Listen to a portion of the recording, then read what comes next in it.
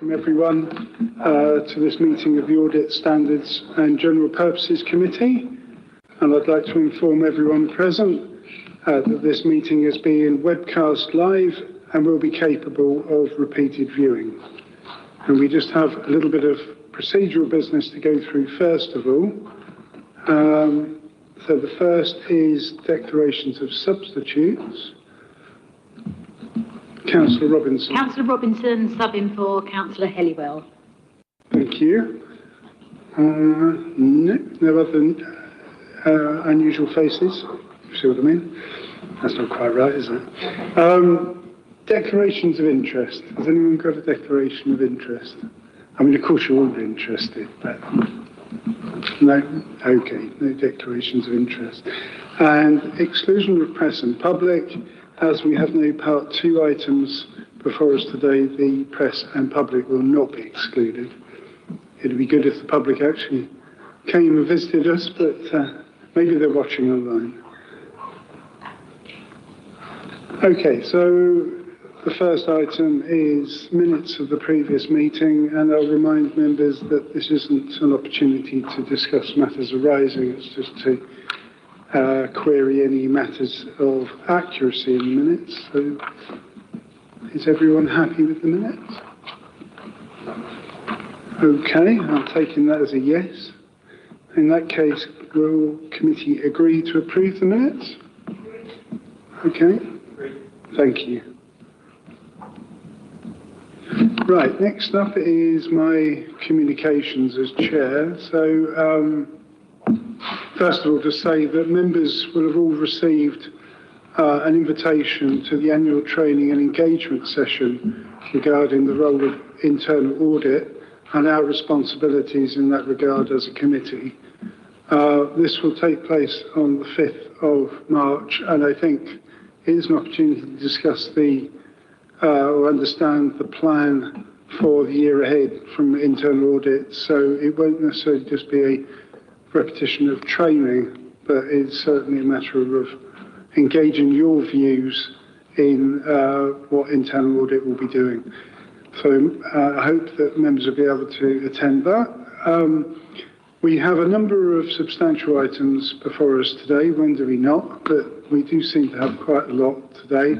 Firstly, the external auditor's annual value for money report for the year 24-25. And this highlights a number of key recommendations on areas of significant weakness, including financial stability, which is read for the 3rd year running.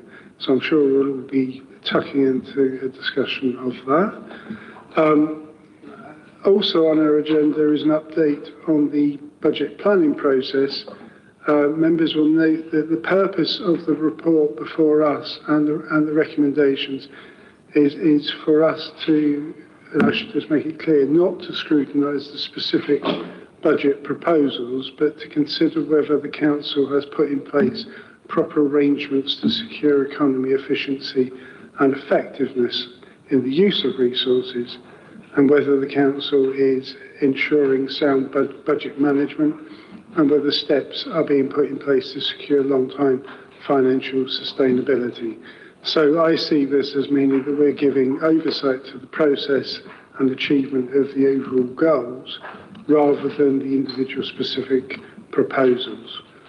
I would like to welcome Councillor Roken, who is standing in for Councillor Taylor, who is unfortunately unable to join us. Councillor Roken is here to help support the presentation of the Auditor's annual report and perhaps also our discussion of the budget process too.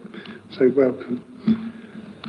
Members will be aware that on our agenda we are also asked to approve the Code of Corporate Governance together with giving feedback on the risk management framework, and it's our role to provide assurance on the adequacy and effectiveness of the risk management framework.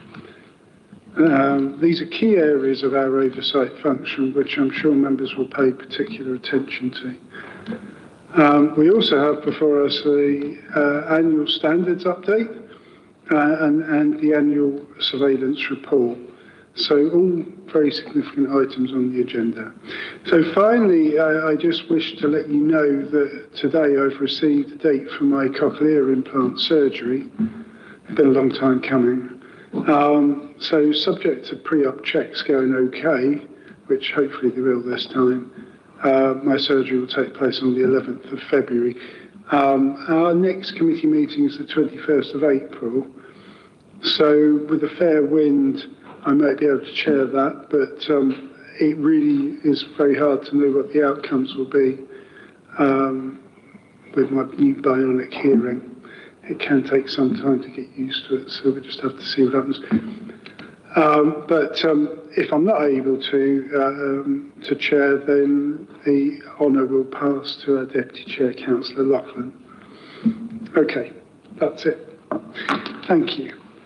Right, now we will conduct the call over, but I think we can probably short circuit that because I propose that we call all the items because I've certainly got questions and comments on all items. Okay. The next item is member involvement. Let me just catch up with my running order. Public and member involvement. We haven't got any items before us. So then we can move straight away to the auditor's annual report, and that will be introduced by Andy. I don't think there's anyone else with you today, is there? No, okay. And also, as I mentioned, Councillor Rogan's here to support explanation, questions and so on. Okay, Andy, I'll let you lead off. Thank you, Chair. So this is our auditor's annual report on value for money for the 24-25 financial year.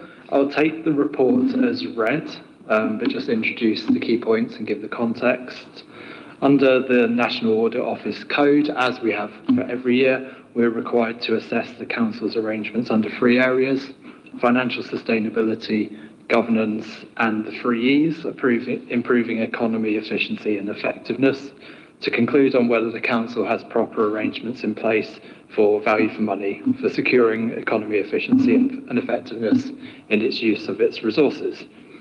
So just to highlight that this work was completed in the initial report, finalised in November. So this is a snapshot at November, just before when we finalised the report with management. So the figures in some places, the MTFP has been issued since for this meeting, and some of the figures have been updated, but that doesn't change the conclusions and recommendations in the report. So just there's some relatively minor changes between the figures here, and we'll issue a final report to management and committee members after this. It's available after this meeting, so we'll circulate that. To direct you to page 23 of the papers first, that sets out the overall summary of our conclusions. So in 23-24, we concluded that there was a significant weakness in each of the three areas: financial sustainability, governance, and the three E's, and we issued a key recommendation against each of these three significant weaknesses. For 24-25 financial year, we've concluded that there remains a significant weakness in each of these three areas. We've set out the Council's progress on the three key recommendations, but those recommendations are retained and updated for the 24-25 year, indicating that a significant weakness is still in place in those three areas.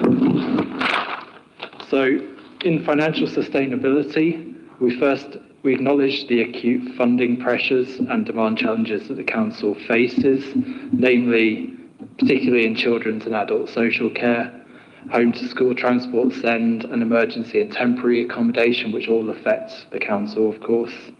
And we also acknowledge that there has been progress in transformation projects and savings identifications, but not all of that was embedded in 24-25, and acknowledging the scale of the financial gap in the MTFS going forwards in the region of 86 million. We've retained the key recommendation, and that's that further transformation work is undertaken and a pipeline of recurrent savings and income generation schemes are quantified to bridge those funding gaps in the medium-term financial plan. We've also made one improvement recommendation, which is to update the HRA medium-term financial strategy and the business plan to make sure that integrates financial pressures in the medium term and long term into that plan. Moving on to governance, we've recognised the progress that the Council has made in key improvements in this area, such as the introduction of the leader and cabinet system, development of the corporate leadership plan, and starting to become a learning organisation. And we've also recognised progress on the KC recommendations for environmental services, but we've retained the overall key recommendation where those recommendations are still ongoing. It's a longer term project with a need to embed those improvements. So the retained recommendation is to continue the close tracking and reporting of those recommendations through to completion. We've also made one improvement recommendation in that area, which is around the timely implementation of audit actions in governance, risk management and internal control. And finally, in the 3Es area, following the Regulator of Social Housing C3 judgment in 2024, that's led to a targeted improvement programme, and our findings acknowledge the significant progress that has been made, but full compliance is not expected until 2026, and we therefore retain the key recommendation and significant weakness related to that finding in this area. We've also made two improvement recommendations, which are around improving KPI data quality and validation, and embedding contract management and strengthening contract oversight. And pages 52 to 57 set out the Council's responses to each of our recommendations and timelines for implementation. I think they're fairly self-explanatory, so I'm not going to sort of go into detail on those. And I would just stop there and just open for questions. Thank you, Andy. Peter. And then Anne. Thank you, Chair. I have three questions. Firstly, I'd like to thank Andy and his colleagues for the report, and also to recognise, obviously, what we're looking at is probably being duplicated right across the country in terms of the financial problems that councils are under. But having said that, we're dealing with this today, so it's something we have to mention at this meeting. Three questions, and it's a bit confusing because we've got two lots of pages, but on page 16 of the report, but page 32 of our overall papers, it talks about the threat of a section 114 notice. I'd like to ask what that would actually mean in practice, were that to come about. Page 36 of our main papers, but page 20 in the report, it deals with the housing revenue account. And I was just interested to know what it means when it refers to it needs significant improvement in terms of how it's being managed. And lastly, on page 24, it talks about the implementation of a key risks summary for every meeting within the council, which I think is really sensible and transparent. And it says it's not fully implemented, and I realise this may not be a question for yourself, Andy, but I do wonder if that is about to be implemented in some shape or form, because it really is very, very useful. Thank you, Chair. I think John or Tim might answer for the council on any of these, obviously, but Andy will take what he can of it, I'm sure. If I just say now before I forget, actually, the page references are really helpful, so if all members can bring those up, because they're quite lengthy, detailed reports. Oh, Andy. I can start on each of these, but I'll probably sort of pass over to John just on the section 114 notice. We've discussed over a number of years some key financial risks that the council faces, that if they were to crystallise, they could lead to a section 114 notice, but they haven't as of yet. I don't know, John, if you want to elaborate. Yeah, so I mean the implications of so a section 114 notice is a notice that the council's chief finance officer will issue, and I mean there are kind of a range of, it's not just in terms of budget setting or in-year budget management. It can be to do with illegality of spending in the council. There are kind of various reasons why a council might the CFO might issue a 114 notice, but in this context, it will be very much around if the council has insufficient kind of reserves and balances to be able to cover its in-year financial position, or indeed an inability to set a balanced budget for the following financial year. So if that is unable to be done, then the council's chief finance officer would need to issue a section 114 notice. There are various sort of processes that go through. In effect, what that means is the council needs to kind of urgently consider stopping expenditure or urgently reconvening to try and figure out how to set a balanced budget. So it kind of puts the council in a position of having to respond to the chief financial officer in terms of trying to actually get a balanced budget position together. So, as I say, in this context, it's predominantly either an inability to manage an in-year financial position or an inability to set a balanced budget for the year ahead. So I think that deals. You also asked about risk management and inclusion in council reports. Liz, I don't know if you want to come in on that. Yes, so just to confirm, we have amended our template, so it should be in all reports as standard. So that is implemented, and it's certainly the case for all cabinet reports. And I've just reviewed, and I think for some of these reports, the correct template hasn't been used. So I've just picked that up with the colleagues to make sure it is going forward. Okay. Have you got any follow-ups on that, Peter?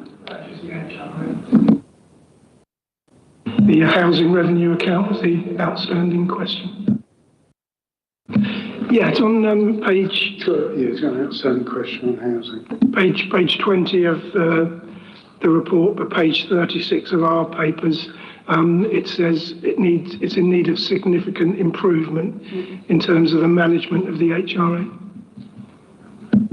I can just come in quickly around what's being reported there. That's we made a key recommendation previous year around the C3 findings of the regulator of social housing, which is around standards of fire safety, repairs. The regulator does inspections and comes to conclusions about how the council's managing its stock in that housing stock in that respect. So that finding, C3 finding, would mean that in any of our VFM reports we would see that as a significant weakness, because the regulator is recommending immediate improvement plans, which the council has made and is implementing. So we cited progress there, but there's still recommendations to be implemented. John. Can I just come in briefly, and Jeanette Laws, the corporate director, is with us as well, might want to add to this, because I think the improvement recommendation, I think, was particularly around financial planning for the housing revenue account. So if that was the question, so I suppose as Andy has said, in response to the judgment from the housing regulator, the council's put additional resources into ensuring improvement, and we've seen some really significant improvement on that over the past year, and I'm sure Jeanette and others will be able to talk about that. But in terms of the housing revenue account and the business plan, when we look into the future, there are quite a lot of pressures on that business plan. So the amount of money that we put in to make sure that our repairs, our responsiveness, our kind of customer response is really, really good. We also have quite a lot of expenditure around things like fire safety, a lot of expenditure in terms of retrofitting and improving the environmental sustainability of our council stock. We also have a lot of commitments around new council housing, like increasing the supply of council housing. So all of those things sort of come in as pressures on the housing revenue account when we look at the business plan going forward. So I think that the improvement recommendation is to make sure that we're really thinking about how all of that fits together, how we prioritise, making sure that we've got a sustainable plan. And we will take the updated HRA business plan to Cabinet next month, but Jeanette may want to add to that. Thanks, John. Just before we... sorry. Sorry, Jeanette, you're here. Carry on. I was just going to ask John to follow up on whether that means that when the auditors look at the 25-26, they'll not find this area is a concern anymore. But I'm sure you can answer that. Thank you. Yes, so obviously this report is for the previous year, and what you'll see in terms of the HRA budget setting for next year is a short look back in terms of what we've been doing this financial year. There's been significant investment in terms of the areas that were identified by the regulator in terms of fire safety, in terms of electrical maintenance. And what you'll see going forward is a plan about how we continue to invest in those areas and indeed move from reactive space to very much planned preventative maintenance. And what we're trying to do is to learn the lessons, and that's what the root cause analysis that we took to Cabinet, I think it was in April last year, demonstrates, is that we've really thought very deeply about how we got into the space we did for the C3 regulation and how we intend to definitely get out of that and make sure we never go back.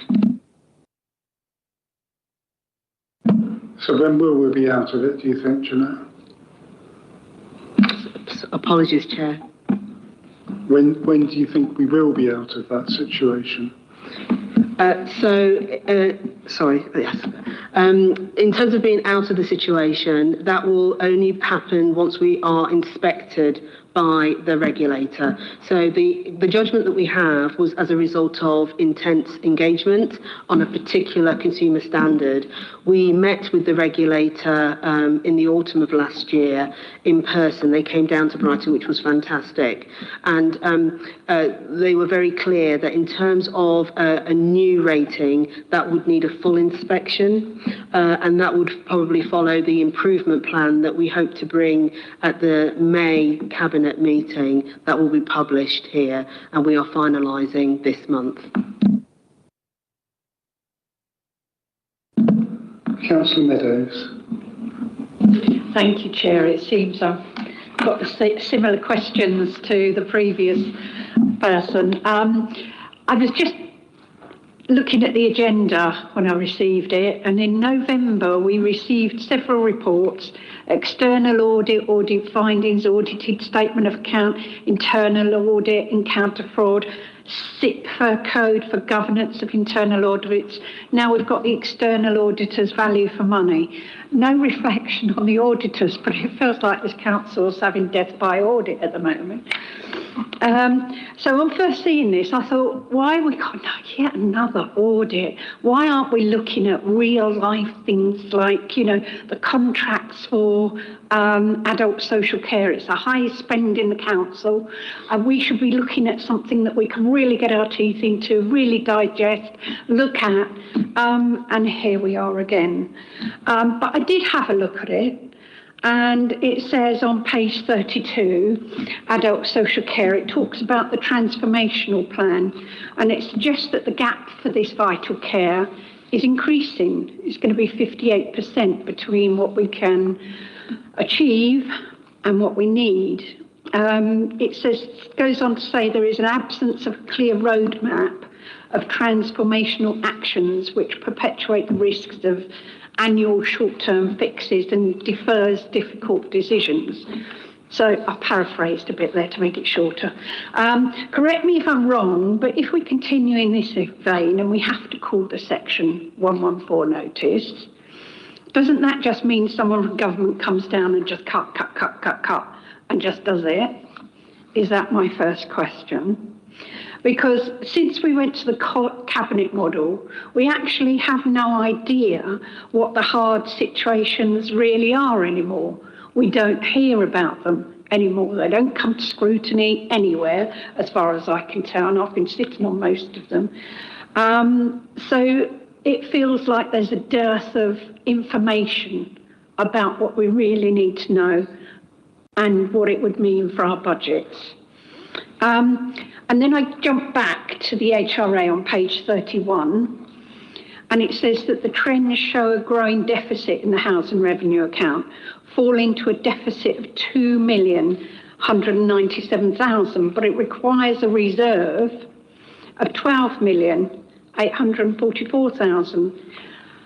There has to be some correlation between, the administration's claim on building new homes, because if you're not able to deliver the maintenance work on existing homes that the regulator of social housing is asking for, we're going to be in a very, very difficult situation. And I understand we had a plan.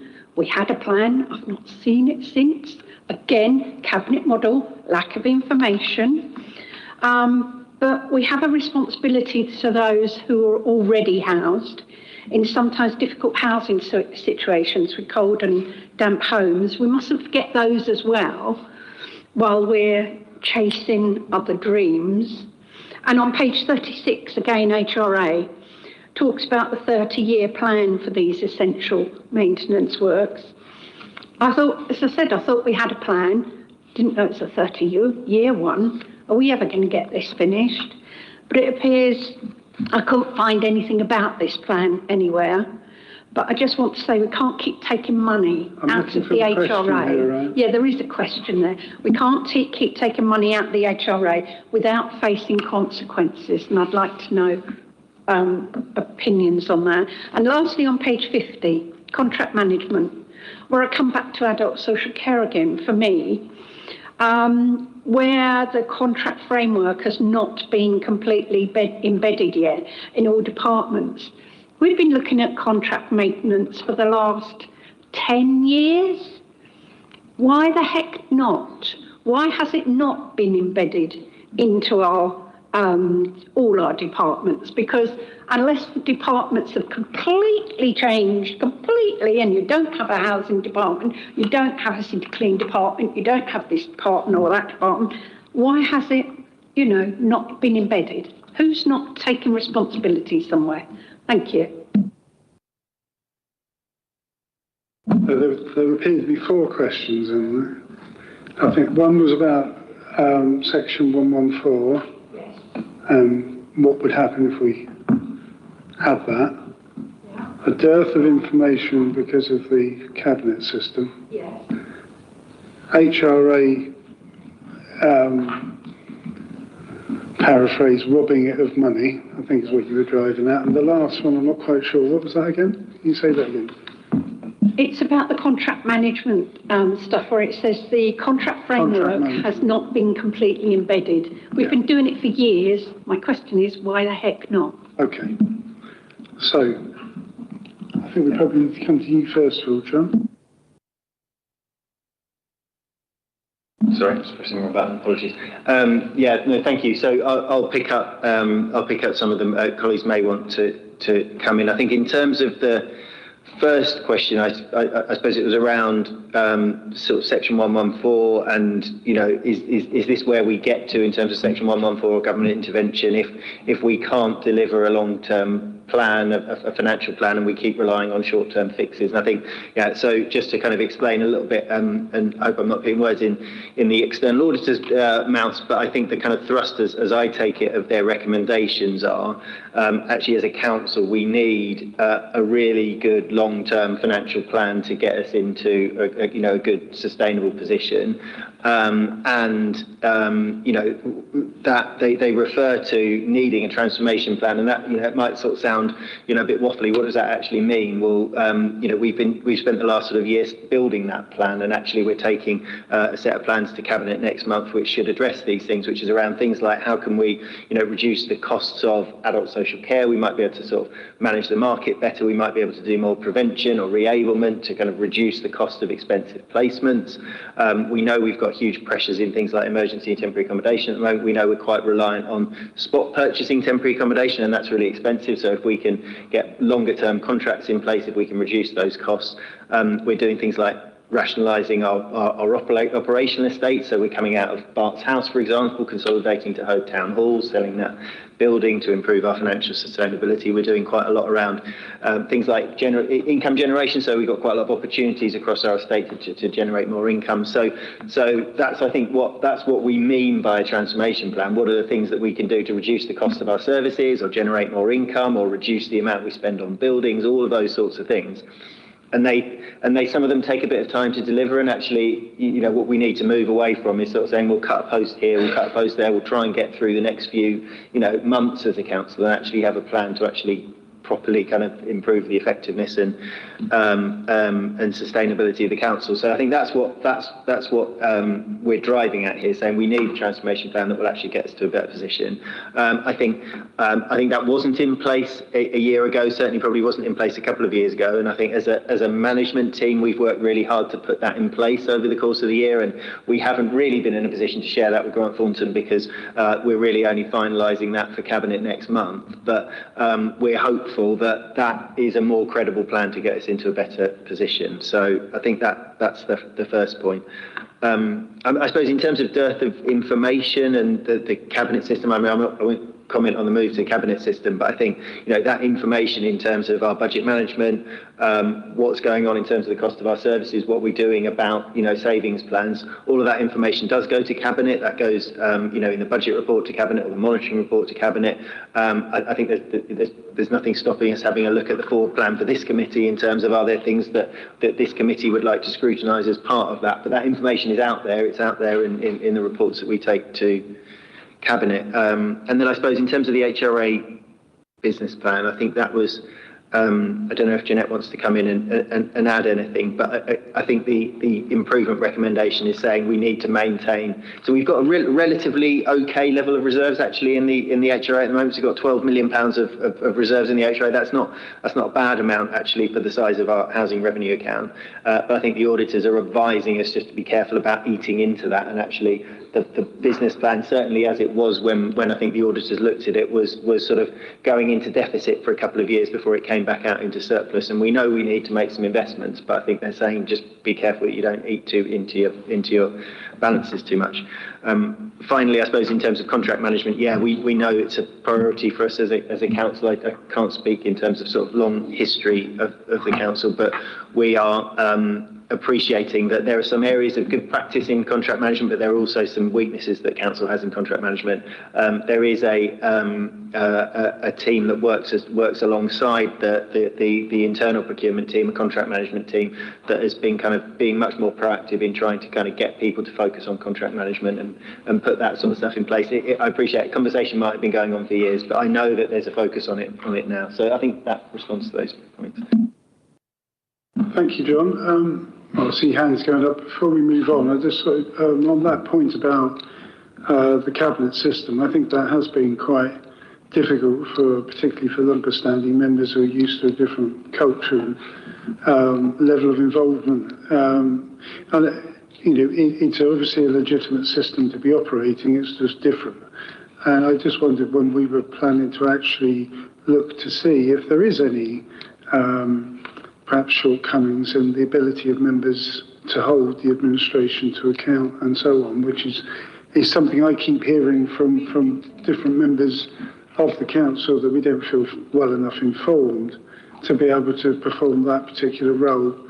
And that's aside from the scrutiny system, the formal scrutiny system itself. So, Councillor Rakins. Thank you, Chair, and thank you very much for the report. I haven't had an opportunity to say that. It's very interesting reading, and appreciate also the recognition that certainly in the sort of three big recommendations, those are large and time-consuming bodies of work to get to. So appreciate the recognition of the progress made today. Just in response to the key question, I'll start with the Cabinet issue, seeing as that's the last one that was just raised. Obviously, also just want to point out that the move to a leader and Cabinet model is highlighted in the report as, I'm quoting here, having streamlined decision-making and enhanced accountability. all of the information, just like under the old committee system, when committee meetings are held, all of the papers are published, people can attend those meetings. Obviously, members of some parties come to those cabinet meetings and others don't. But all of that information is in the public domain in the same way that it always was with the committee system. In terms of the Section 114 thing, just to sort of pick up on John's point, really, is that we're in a position now where funding for local government is now beginning to creep up after a long period of it creeping down, both in terms of real terms and cash terms. And obviously, as has been sort of fleshed out here, the issue we're facing is that despite the fact that our funding is now increasing, the costs of meeting our demand-led services are increasing at a substantially higher rate. So a lot of the work that John and the team and us in Cabinet have been doing is not just around trying to make savings. You can't just save your way out of this mess, right? You have to address those structural issues and intervene on things like temporary accommodation, which is the largest driver. The structural problem there is an over-reliance on spot purchasing night by night, week by week in the private sector, therefore costing the council an awful lot of money, and also incidentally moving a load of taxpayers' money into the private sector. So a lot of the work is on sort of reconfiguring our own stock so that we can, and indeed acquiring a lot more stock so that we can meet that demand internally rather than relying on that. So that is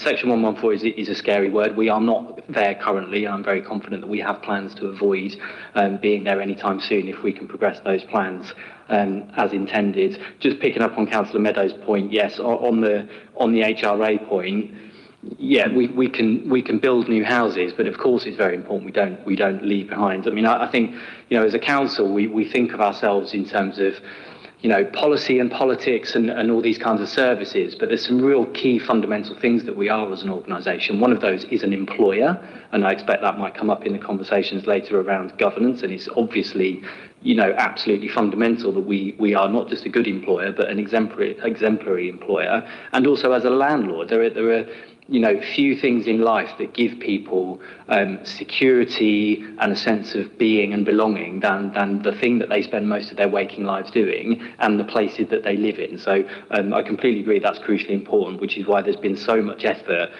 going into, addressing the outcomes from the regulators' finding, but, addressing some of these long-standing issues. Just the things like the small outstanding backlog of, or rather the large outstanding backlog of small repairs, those little things, when they're allowed to go on for so long, can make a real difference to people. And obviously, we're not there yet, as has been recognised, but there's been a hell of a lot of work done on that basis. The other thing to say is obviously if we're acquiring homes for the HRA or building homes for the HRA, that also leads in turn to a growth of the HRA. So there's more money to spend on that maintenance. I just wanted to make that point as well. Thank you, Chair. Thank you. I think that still my point was about, are we going to actually look at how effective the new system is, the cabinet system of scrutiny, in order to evaluate whether there's any shortcomings in that. And I completely get your point about accountability in the sense of we know who the decision makers are more clearly now. That's very evident to the public, and that is beneficial. But it's less clear how well those decision makers can be held to account by other members in their scrutiny function. I think that's the point I was making, really. So, and it's beneficial to the administration, in my view, for them to be, constructively held to account, because it helps improvement. And it is a legitimate concern of this committee because, governance is a part of our remit. We need to feel that, and the EA obviously need to feel that is being done well. So, we have a question from Councillor Gilmore. Yeah, it was more kind of comments picking up on what Councillor Meadows had said around the cabinet and scrutiny. So just kind of wanted to put a bit of context in terms of my viewpoint of it. In terms of audit and standards, I think Councillor Meadows mentioned in terms of looking at some of the reports, and the reports aren't easy to get through. They're detailed. They're really, really hard to get through. I struggle going through them all the time, and they're incremental in terms of how you're going to go through them. What we're looking at today is very similar to what we looked at in the last committee, a month or so ago, and it's the incremental shifts that you're looking at. But it's all open, it's all transparent in terms of the information there, and kind of picking up in terms of the ability for other councillors to look at it. I mean, we had scrutiny meetings last week. We had 2 back-to-back on Monday. Some of our members were frazzled. We cancelled our Labour group to continue with the scrutiny. So I think there is a lot of scrutiny in the sense of the committees that go on. We have the cabinet meetings that go on. I attended one last week as well on a youth point, and it was interesting to see who turned up. But there were some Green councillors there asking questions. I didn't see any of the Conservative members turn up. I mean, they may turn up to others, but there is the ability there to scrutinise and ask those questions. That's what the cabinet meetings are for. And it just turning to the report, and I mean, just looking at the exec summary here on governance, good governance progress has been made in strengthening governance arrangements with the adoption of the leader and cabinet system, developing the corporate leadership plan, and starting the council's journey on becoming a learning organisation. Those aren't the words of a Labour councillor, those are the words of the audit team who are independent. So, I mean, it's all there in front of us. So it's just to kind of comment on that. And I suppose in terms of the question that kind of comes up in terms of cabinet or committee, I suppose, it's an interesting one. We've had committee for, decades, I suppose, in the sense of how we've worked. So it is a shift. And I suppose I can ask, you've got the officers here, and I'd be interested to know, do you find it easier to make those financial decisions with a cabinet system? Is it easier to make those direct decisions, I suppose, given we have funding deficits that we need to look at, and we need to kind of be acting quickly? So I suppose that's a question that I'd leave it with. Thank you, Councillor. I mean, I saw that statement as well, and we have seen it before about the external auditor was actually content with our approach to scrutiny and things like that. But it kind of worries me because that doesn't feel like the lived experience of some members within the council. So my question is, when are we corporately going to actually assess and take evidence, perhaps, about how what our experience is and whether we feel that this is the right, when it needs tweaking. This is a question for Liz, really. I do appreciate we're probably slightly straying from the Yates report, but the conversations come up here. Your points you raised about the budget scrutiny, I think we'll probably have all that again in a minute when we look at that report in a while. So I'm not going to come on that. Liz.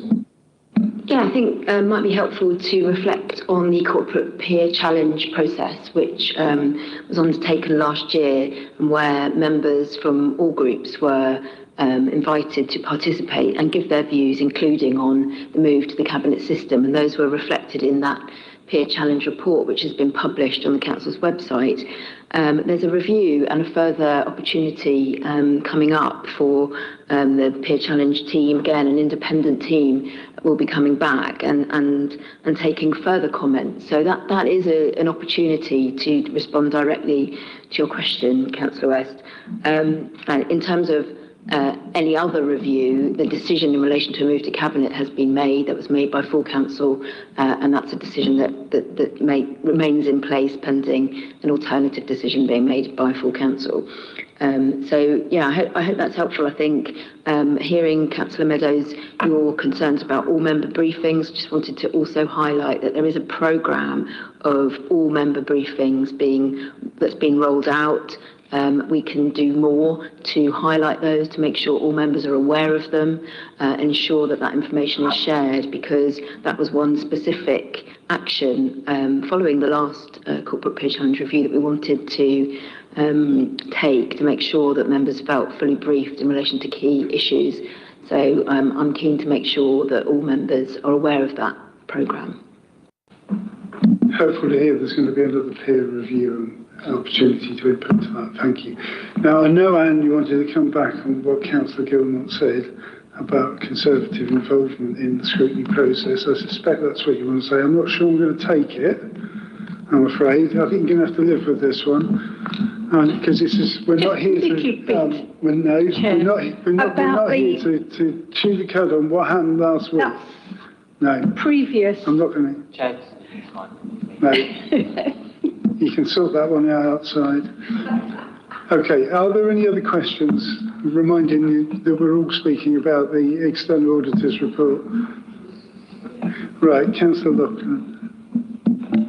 Thank you, Chair.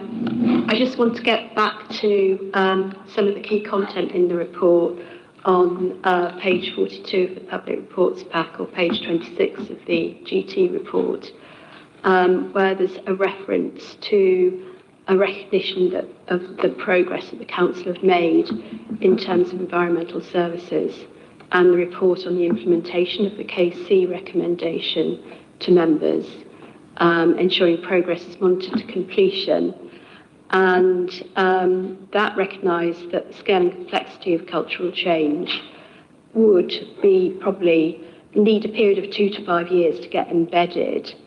And what I want to ask is, are there particular cultural change metrics in relation to staff wellbeing indicators and mechanisms to detect and address persistent countercultural behaviours? And is there a clear idea of how these can be put in place? So do we have like an external person assisting, like an organisation or occupational psychologist? What kind of feedback are we getting from staff and trade unions and other stakeholders that are involved in that process? Because it seems like it's a long time to actually get to the end point of that cultural change. And I just wondered whether we're seeing the best mechanisms in place to support that culture change. If anyone could comment on that. Thank you. Thank you for that question. I'll just add in on the back of it. When are we going to hear more about the lessons learned? Because the point made in the EA's report is about that as being a continuous part of this 2 to 5 year function, isn't it? Probably Tim or Ali will Tim? to respond. Sorry, Councillor Wilkins. Sorry. Thank you, Chair. I never get used to the official title still after these years.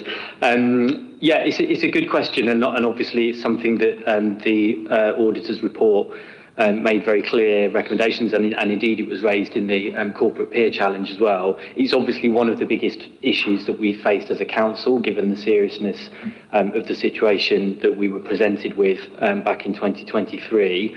The report does recognise the progress made, and I'm grateful for that, and certainly it's not even my sense. My strong belief is that since the findings that progress has been made, yet more progress has been made. Now, I might pass to Ali in a minute to comment on the actual programme, because obviously there is a sort of formal culture change programme. But you know, my reflections as the responsible cabinet member for the service, and I go to the depot, you know, as often as I can. The last time I was there was I don't know, two or 3 days before Christmas, and obviously I've dipped in and out of the depot from very, very quickly after the election in May 2023, regular intervals, and continue to do so, including go out on rounds. So I sort of, you know, like a lot of things in life, I've learned to rely on my own instincts and what I'm picking up. And I can tell you that the experience of just setting foot in the depot now compared to 2023 is a profoundly different one. And that difference, I really can't overstate that difference. The last time I was there, and the last few times I've been there, the place has been fizzing with energy, because there's so much improvement work, modernisation, innovation, new services being launched, staff teams that really sort of feel empowered. You know, we've got drivers who are helping to develop the spec of the new vehicles, and you know, people sort of beta testing the new digital system that's been deployed in the cabs, and feeding back on how that can all be done better, and helping us to give real-time updates for residents and everything. So there's a real sense that everyone is working collectively to deliver a service that the city can be proud of. And, you know, my last reflection, I suppose, is that the most recent new service that we've launched, and I want to shout out all of the team from the loaders, the drivers, project managers and everything, because they've been delivering a very large amount of very, very crucial projects to the council. Obviously, we launched weekly food waste collections last year, starting in September. I caught up with 2 or 3 of the drivers in the yard just as I was walking from one building to the other. At that time I was there just before Christmas a few weeks ago, and they both said to me, this is the best job in the world. The management is brilliant. I love the work. You know, they're driving brand new vehicles, and you just wouldn't get that kind of feedback. Yeah, it's not a KPI, it's not an official metric, but the place feels palpably different. And I'm going to do what I usually do in these public forums, just for anyone that is listening. I'm going to take the opportunity to thank the staff for working so hard to deliver that change and for getting on board and helping us to develop these systems and modernise the service and continue to bring the improvements that we're determined to bring. I'm going to offer Ali the opportunity to say anything that she wants to add, but no pressure if you don't want to add anything, Ali, particularly about the culture change programme and how we measure it. Thank you. Ali. Thank you. Yes, and thank you for bringing me in. So, yeah, the report talks about the culture change programme being a 2 to 5 year programme, and we are now just over 2 years in from receiving the KC report, so we're really substantially into that programme, and as was outlined by Councillor Rokins, fantastic progress has been made. Just picking up on a couple of the specific questions that were asked. The culture change programme has a number of phases, and we did have an initial phase which was very much focused on the wellbeing of staff and focused on the recovery around some of the things that were highlighted in the KC report. And as part of that, we launched an anonymous process where people can access an anonymous reporting tool to report any aspects of poor behaviour, and that is known to staff across the organisation and specifically across environmental services. So that is definitely there for staff to access. And then there was initial support to staff that was specifically tailored to some of the situations at the depot that was put in place. So we've kind of moved forward from that phase of the culture change into really embedding culture change right across the service. And we've done that through having a culture change group, which has culture change champions on it. We've got ongoing staff engagement, and one of the things I've really observed about, the depot, and as I say, that a lot more visibility of senior staff at the depot and people visiting the depot. But one of the things I've really noticed is there is real, true staff engagement in developing all the transformation programmes. And as was highlighted, there's an enormous amount of change that's happened, including the digital transformation of the service, which has come with training of staff, and all of the drivers now have handheld digital mechanisms, so we're getting much more sight of performance of the service. There was just a couple of other things I wanted to say about embedding that culture, because as we've been working through the change in the service, another thing is staff are really using agile methods of programme management, so you can really see teams helping each other out across the service. So it is fantastic to see that culture change happening, but it is a 2 to 5 year programme, and that will continue to embed as we go on through that programme. But really good progress has been made. Specifically on the metrics, there are a number of metrics that are in place, which is about things like collection reliability, complaints of the service, rates of recycling, etc., and costs. But what we also have is a set of metrics which is about workforce engagement, and we're just about to launch a specific version of what we call our pulse survey, which will be accessible on people's mobile phones, just to take a continual temperature check of how people are feeling across the depot. Well, you both sound very confident, but you're saying it's still a 2 to 5 year. Okay, so Councillor Wilkins, did you say we were going to see some more reports on lessons learned and the where we're at with behavioural transformation? Is that what we're going to see? As well as obviously there's been a lot of initiatives, as you say, and I think that's been a credit really to be able to bring those forward. But the specific concerns that we started with here, we need to see further reports to know how we're progressing and when that's complete.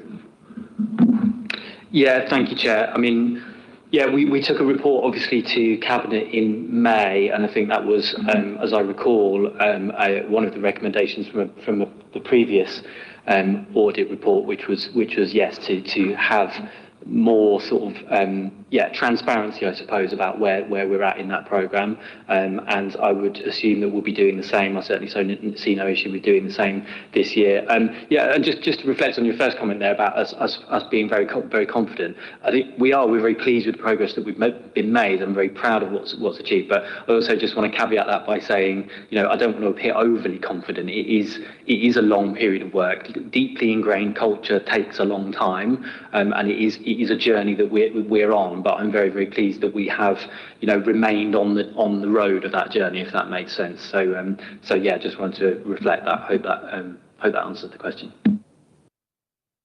Thank you, Councillor Gilman. Councillor Bacoff. Yeah, I just had I suppose just kind of going on that kind of culture kind of point. So just on page 38, you've got a point on counter-fraud team receiving 35 allegations, more than double the previous year. And then there's also mention, obviously, of the whistleblowing policy and the update in terms of the whistleblowing policy. And I was just wondering if there's a correlation between the addition in terms of numbers that we've got and that improved governance around the whistleblowing policy.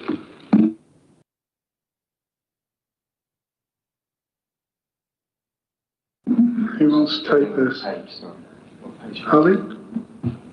I'm just looking at on page 38. So I think the allegations talked about on page 38 relates to the counter-fraud team allegations. Oh, sorry. Oh. So 38 on the left side. Yeah. As others have said, these are hard to penetrate, these reports. We can all be forgiven for getting a bit lost at times. So I have read this whole thing twice now. So I think there's two aspects on page 38. So I suppose just picking up specifically on the environmental services point on page 38. I mean, as Councillor Rokin said, it is, and as we've said, it is a 2 to 5 year programme, and there is still a lot of work to do. What I'm confident is that we have got the mechanisms in place to deal with issues as they arise. I think it's fair to say that we have managed through a lot of the issues that were raised and a lot of work has happened, but I'm quite confident that the mechanisms are in place to deal with issues as they arise, and as I say, it will be an ongoing programme. I think the bit above about 75 allegations relates to something not related to environmental services. So not all those 75 are relating to environmental services. We then get the mention of environmental services below. I think that's what you're saying, isn't it? So I suppose just to kind of clarify, counter-fraud team, 35 allegations, more than double the previous year, and then we've also got the relationship with the new whistleblowing policy coming in. Are they related? We can ask Andy. To be honest, I'd have to take that away and just have a look at what the data behind the work. I can't make that causal link from the detail. I'd have to look at the detail behind the work.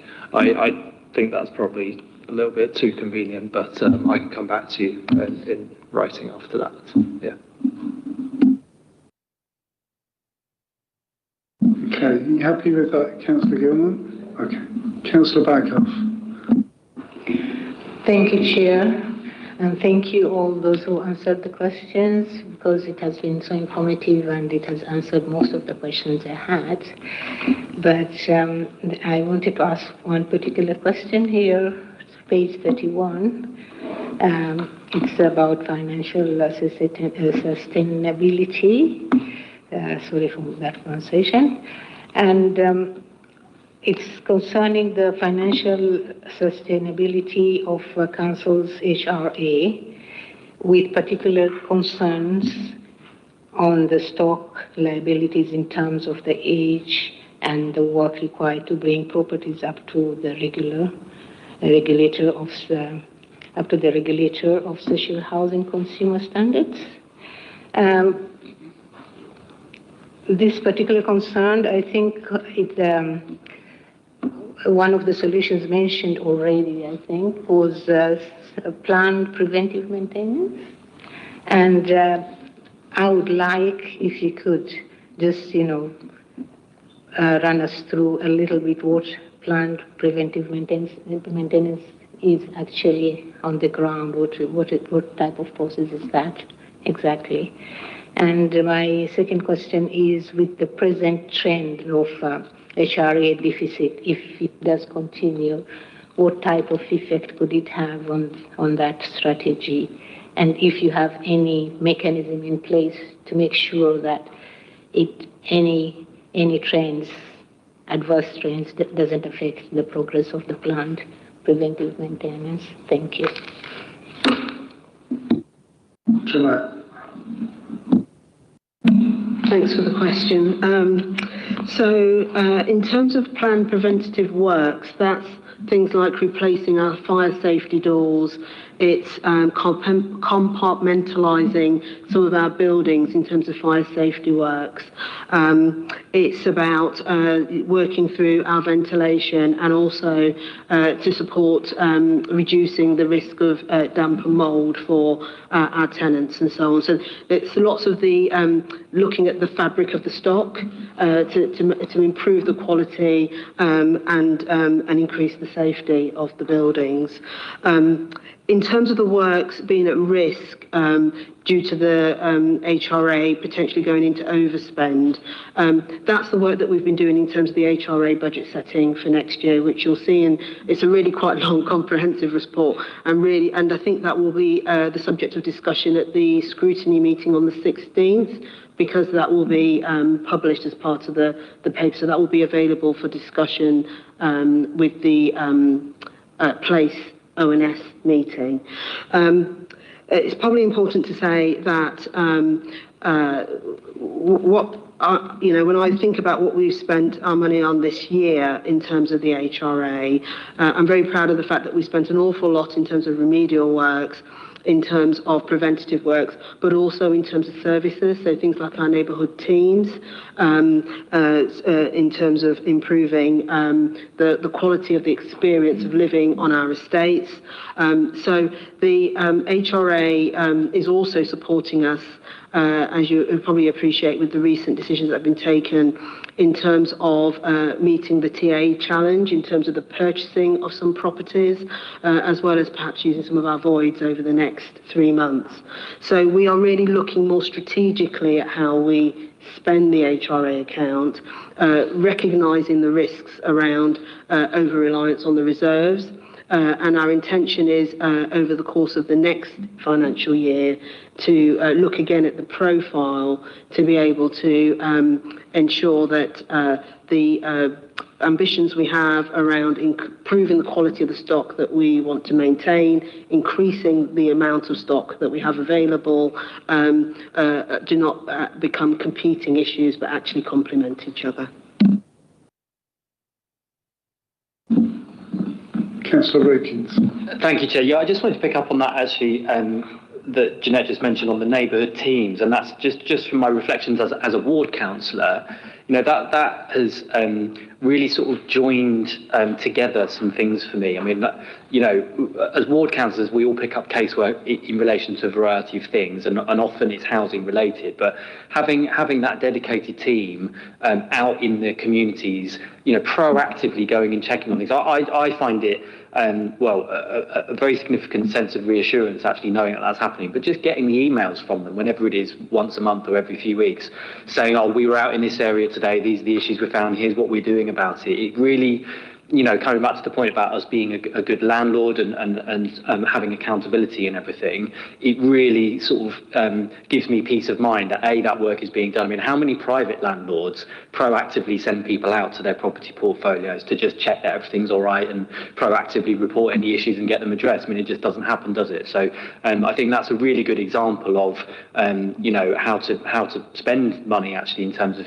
impact, because you're going to pick up all sorts of things early on that could spiral into much more difficult things, for anything from repairs all the way through to significant antisocial behaviour or even criminality or whatever. So I think that's been, from my perspective, has been a bit of a game changer. So I just wanted to reflect that.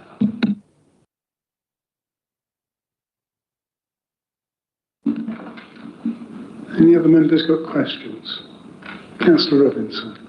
And you don't seem to have your name badge. It's lucky I know who you are. I'm Helliwell today. Thank you, Chair. I just wanted to follow up a little bit with Anne on the contract management stuff. So it's really more of a comment rather than a question, of course. So so I'm delighted to say that in January this year, following on from what John reported, we now have a dedicated team of contract management specialists, and they'll be rolling out a slightly different way of doing things. Contract management improvement strategy to all directorates within due course. You may have heard in the cabinet meeting last week that we're pulling out of the Orbis organisation, but I just want to assure everybody that those colleagues will be supporting us with this contract management piece until everything is set up and well organised. Then there was another comment in the document about lack of procurement strategy. That was on page 41. I think that may well be a hangover from us not being a sovereign procurement organisation. That is now also changing with us moving out of the Orbis organisation. So we've recently taken on a new head of procurement, and no doubt he's busy beavering away with that strategy as we speak. Thank you. No question? No, that's okay.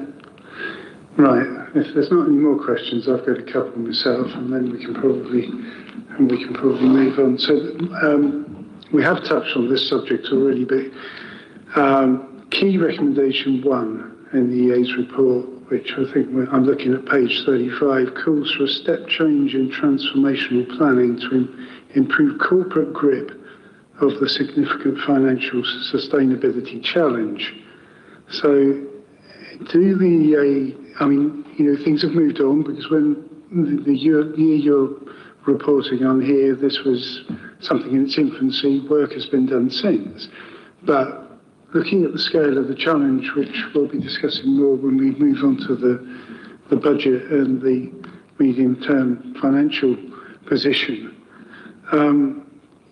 my question to the administration and the EA really is, do you think that transformational planning is set to meet that challenge?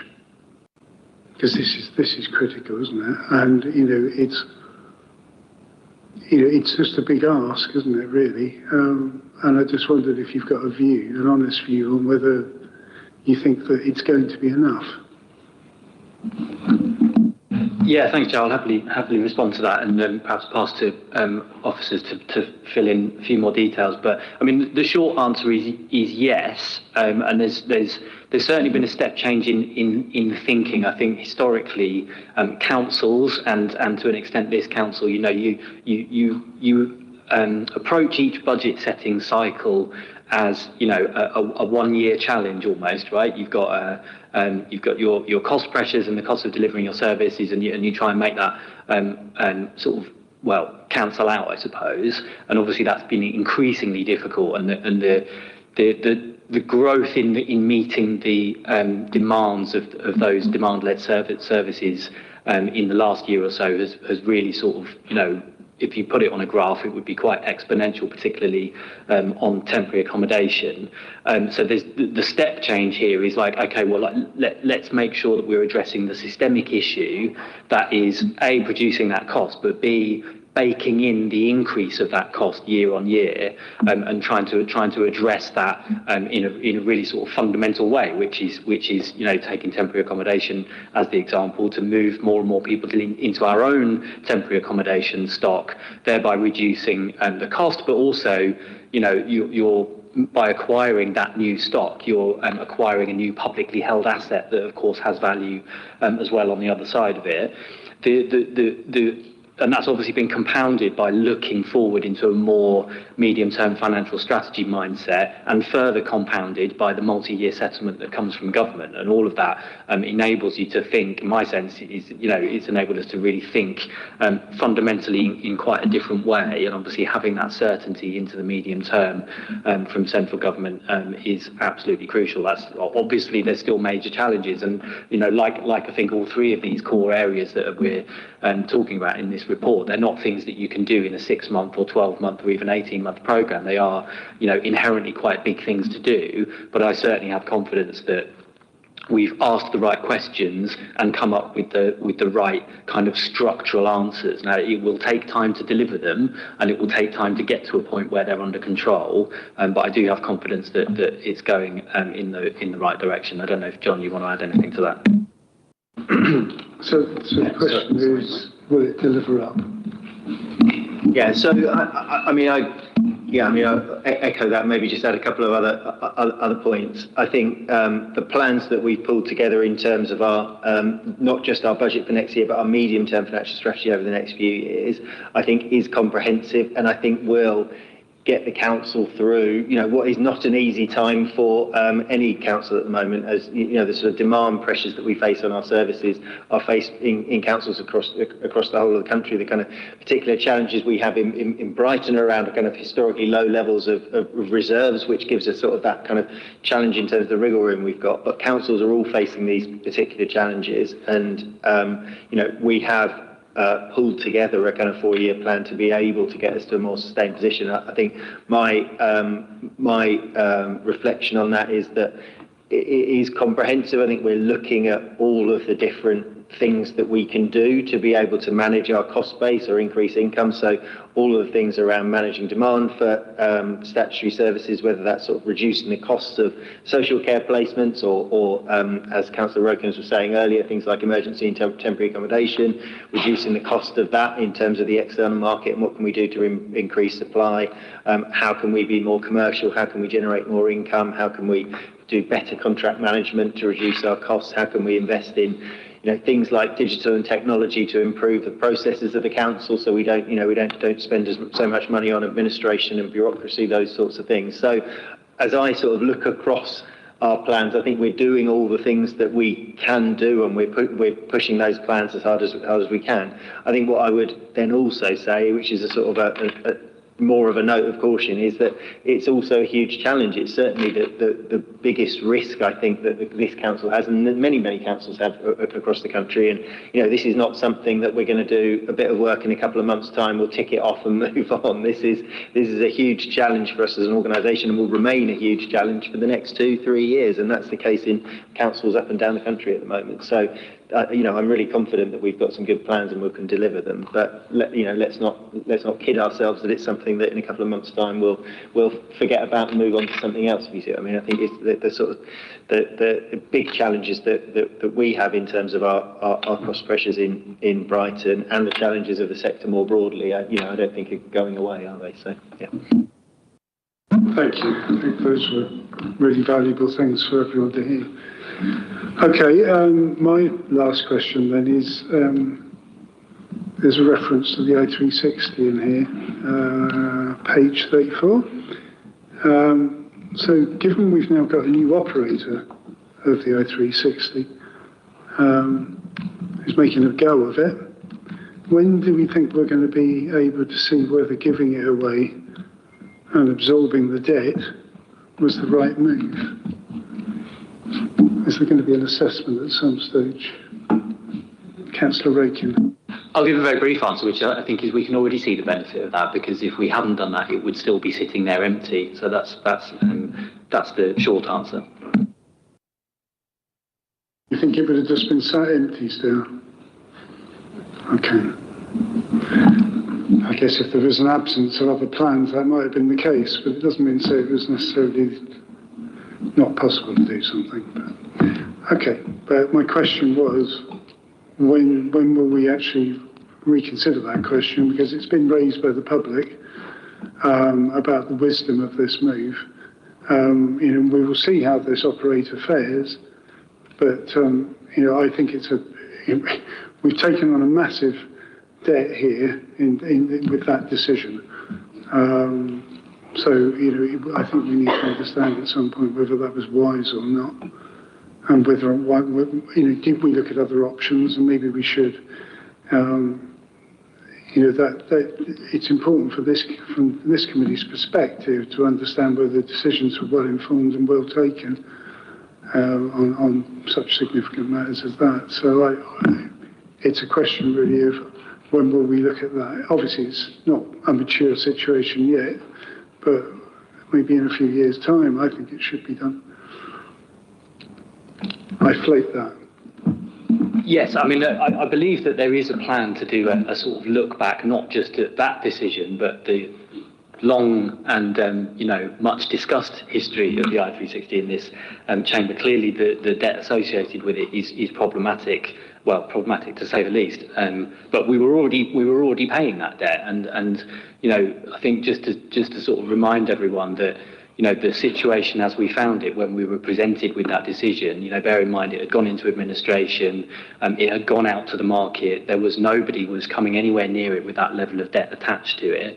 And indeed the first attempt to find a new owner and operator for it came to nothing. So I think certainly from my perspective, having been involved in that decision-making process, I could not say with any degree of confidence that there was likely to be anyone coming forward who was going to take on a business that was already proven not to be viable with that level of debt repayment attached to it, and that the only way to prevent it from sitting and festering on the seafront and eventually becoming potentially unsafe, with the liability then but being retained by the council.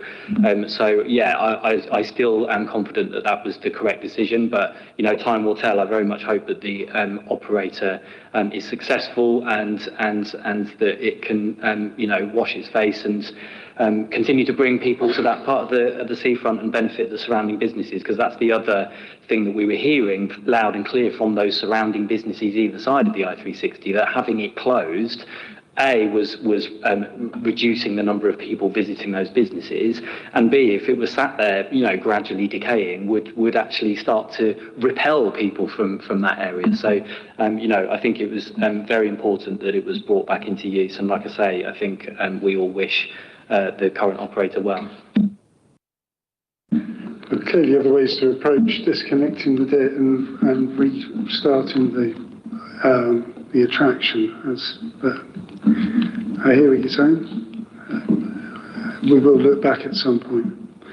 Thank you. That's my questions. Have you got one there, Councillor? I was just wondering on your point on how you restructured the debts, if that's what you were kind of getting at. Well, I mean, the alternative opportunity was that the council took the debt and dealt with the debt, but didn't have to give away the business, and could have actually kept the business and refloated it itself. There are different models that could have been looked at, and so the question is, the one that was chosen, was it seen in light of alternatives properly? And when will we look back and actually make a decision as to whether we think that was a wise decision, the route that was taken? And I'll ask this because at the moment we're waiting to hear a report on the original decision to lend the money to the O360 organisation. So it's germane to say, was this more recent decision appropriately considered? And what if it a bit more, but we won't know for a few years to see whether or not it is successful in its new form. But that is the point here, isn't it? It's we've ended up with a colossal debt that we can't service through the actual business because that's gone. But we could have done if we decided to actually run the business ourselves in another model. That's the point. So it didn't mean you have to continue to saddle the business with the debt, because that wouldn't have made any sense. So effectively nationalise the I-360, is that what you mean? Is that the... Not nationalise it. Well, it's not nationalise it. Municipalise it. Anyway, look, that was the purpose of my question. The EA has raised... So we run it ourselves? Please.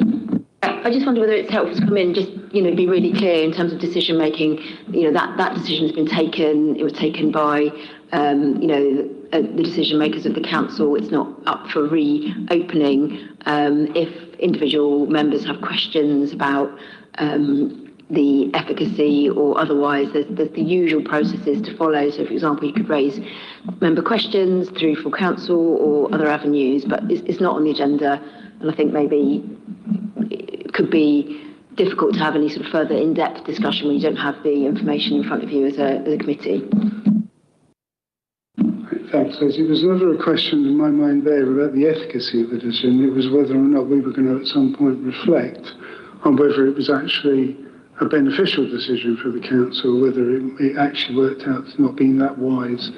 And that's something that I think that we do need to look at, given the scale of the financial change that took place. I don't think Councillor Wilkins disagrees. I mean, that was our discussion. In a few years' time, we will know how things stand. And could I maybe just suggest that, again, in terms of our system that we have for governance, that might be something that members wanted to raise as part of an issue to look at via scrutiny, and that would be the appropriate place to have that review. Okay, that would be the route 3. Okay, thank you very much. Although I think the Cabinet can choose to look at this as well. Right, I think we're about done. Thank you very much. Any more questions? Okay. Right, in that case, I'll just fire this steam-driven computer back up again. You have to excuse me. It won't let me change the screen saving settings by corporate decree. So it turns itself off after a bit and locks me out and back in. So, yes, we are asked to agree the recommendations in the report before you. Do members agree? Thank you. And can I just thank Andy and Grant Thornton for all their work yet again. And we'll see you again all too soon, I'm sure. Thank you. Right, it's now 5:20. I think I wouldn't mind having a 5-minute break before we carry on, because we've got plenty more to do. Okay, so that clock's never right, is it? Oh, it is today. All right, about 28 minutes past. Thank you.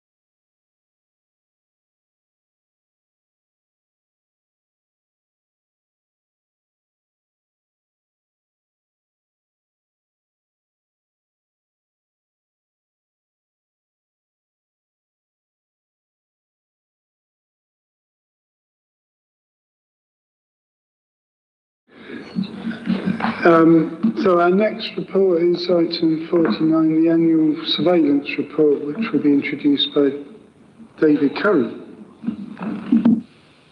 Thank you, Chair. Presenting the annual surveillance report for 2025. The purpose of this report is to appraise the committee on the activities that have been undertaken in 2025 using the powers under the Regulation of Investigatory Powers Act. The report also includes the updated policy and guidance document, which covers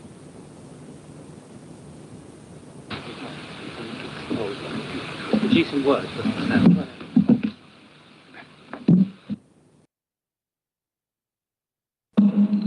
Is that better? Yeah. Okay, I'll start from the beginning. Presenting the annual surveillance report of 2025. The purpose of the report is to appraise the committee of the activities that have been undertaken in 2025 using the powers under the Regulation of Investigatory Powers Act. The report also includes the updated policy and guidance document, which covers the authorization procedure, the use of directed surveillance, and the accessing of communications data. Covert surveillance is an appropriate enforcement tool to prevent and detect crime and disorder, provided the activity is in accordance with the law. It is necessary and proportionate. One surveillance authorization was approved in 2025, which related to the monitoring of 3 connected vape shops who had been identified as selling illicit tobacco via routine inspection and test purchases. The surveillance was to establish where the tobacco was being stored and who was supplying it, so this was part of an evidence gathering exercise. It is vital to ensure that the Council's enforcement powers and the powers under RIPA are used where necessary, but only after excluding all other less intrusive methods of enforcement. Safeguards are also in place to ensure that that these powers will not be abused. So I'm happy to take any questions that you may have. Thank you, David. I'm sure members all enjoyed reading the report on how this whole surveillance system and the legalities around it operate. Councillor Hewitt. Yeah, thank you, Chair, and thank you, David, for the report. Just got a couple of points I hope to dig into. So the recommendation 2.3 refers to the policy being an updated policy, but it wasn't clear to me which elements in this one differ from any previous incarnation. So I wonder if maybe there's anything in particular which could be highlighted on that. And on page 19 of the policy, page 19 of the actual appendix, there's a section on antisocial behaviour activities. So assuming this is aimed more at residents to help them gather evidence should they be subject to antisocial behaviour or noise, nuisance, etc. In the final sentence on that section, it's got about placing cameras outside of your properties to film in residential areas. So I was wondering, are things like Ring doorbells included in that? Because these are sort of very common in households now. It says that prior authorisation is required, but who would that be from? And it's sort of in addition to that, is there a difference in what makes something overt compared to covert? For example, does signage need to be put up? And is there any sort of difference between incidental recordings that these cameras can pick up, or is it different if they're set up, to directly monitor something? And just give a sort of bit of context to this, for an incident I had in the ward which I represent, is that a resident opposite her house was an area which was a bit of a hotspot full of fly tipping. So I met with her and officers at her house to discuss options. It was explored that it wasn't possible to install sort of permanent CCTV to monitor the area. However, the officer suggested that if a resident had installs a Ring doorbell, I'm sure other brands are available herself, then that could be used as a mechanism to identify any sort of perpetrators who are fly tipping in that area. So I appreciate I've unloaded quite a few questions at you there, so happy to dive back if you need anything clarifying. Are you okay with that, David? I'd just like to ask Councillor Hewitt, what were the page references again? Because so it's page 19 of the appendix, so the actual... What page of the agenda papers is that? 93. 96? Oh, not 93, I think. 93, thank you.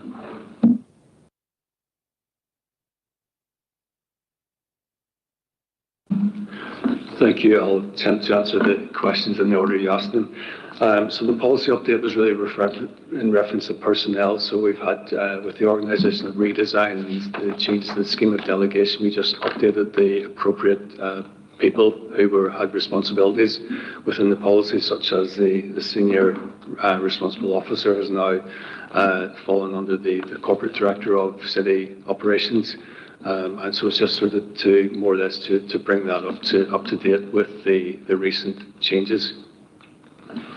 The next question was on antisocial behaviour activities, where it talks about, I'm just looking at it talks about persons who complain about antisocial behaviour. I think it gives an example of maybe someone making a noise complaint. Can I just ask what your question was around that again, please?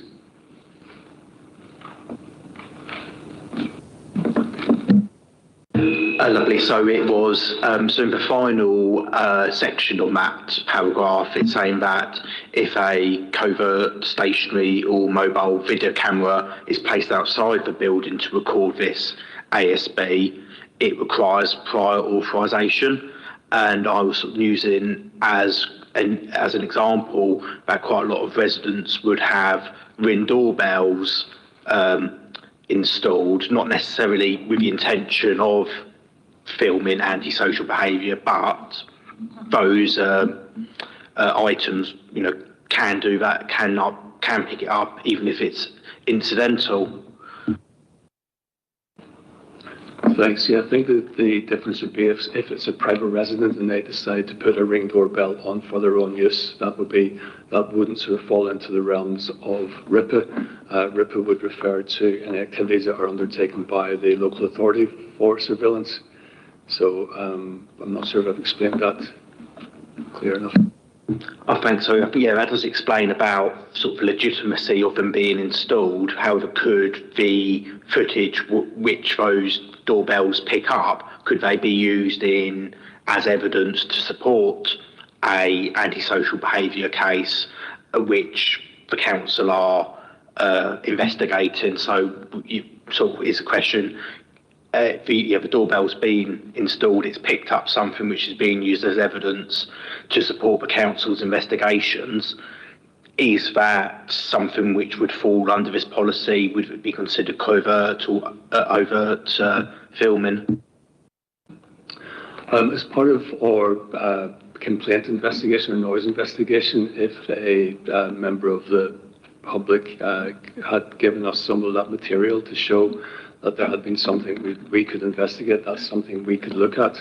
However, if this is maybe repeated more than once, that would move into the realms of falling under the RIPA, which then would require us, it would be almost what we would call directed surveillance. And so I think if we were going to view something as a one-off, that would be fine. But if we go back and keep repeatedly looking at something to gather evidence, well, then it falls into RIPA, where then we would need to go through the authorisation process to get that authorised. Bearing in mind, we need to be aware that is it necessary, is it proportionate, and is there a legal basis to carry out that activity, and does it meet the criminal threshold? So there are certain safeguards within the policy and under the RIPA law to sort of, I guess, safeguard human rights as well. Yeah, thanks. That's very helpful. So I guess sort of message from that it would be assessed on a case-by-case basis, and officers can refer to the policy, use the policy to help make those judgments. So I think that's covered it quite well. Thank you. Are you happy with that, Councillor? Okay, thank you. Anyone else got any questions? Councillor Gilmore. It was more of a comment. It was in the sense that it's only really been used once this year and it was used twice last year, so it all seems to be pretty proportionate in terms of how it's been used as the policy. Sorry, I missed what you said there. It was regarding the proportionate use of the policy. So it's being used, that's correct, once this year. It was used twice last year. So it seems very much that, when you're looking at these things and you're trying to kind of balance it in terms of the rights of the state to kind of investigate things, the rights of individuals in terms of their liberties, it seems like it's more than kind of proportionate in terms of how it's balanced and how it's used. That was my comment. Okay, so that's a comment rather than a question. I think you're just reinforcing our understanding from Councillor Hewitt's question. Yeah. Okay. It does seem to be a thread through this policy when it refers to looking at people's social media, but if you make a habit of it, it becomes a problem from a surveillance point of view. If I paraphrase the way it talks about it. Yeah. Okay. Any other questions?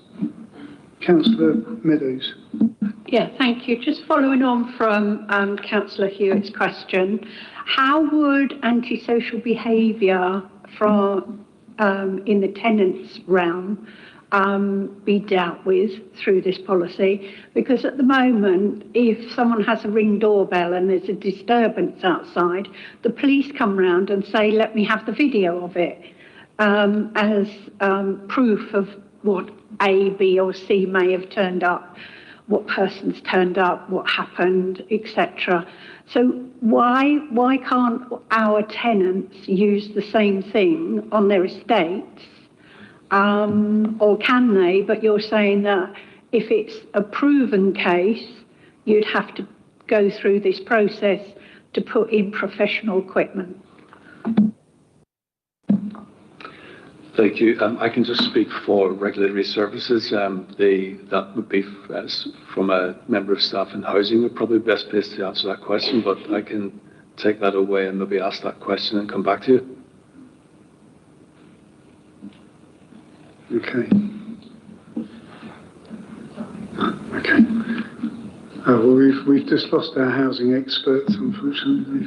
They've already gone. So maybe you can put that question to them more directly outside. I might get a quicker response. Every time someone says they get back to me on this committee, I get it one day before the next committee. Okay, you'd like a quick response. I mean, it is also one thing that we can put into the action update, isn't it? Okay, Grace has captured that. Thank you. Right, I've got a question about all this, because it says on page 101,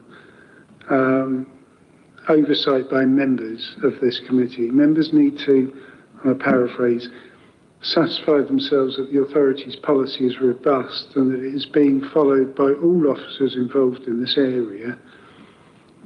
Now, yeah, I've read the policy, it seems robust, but how do we know, as a committee, if it is being followed by all officers in the area, when we have no knowledge of the cases and who's actually active within them?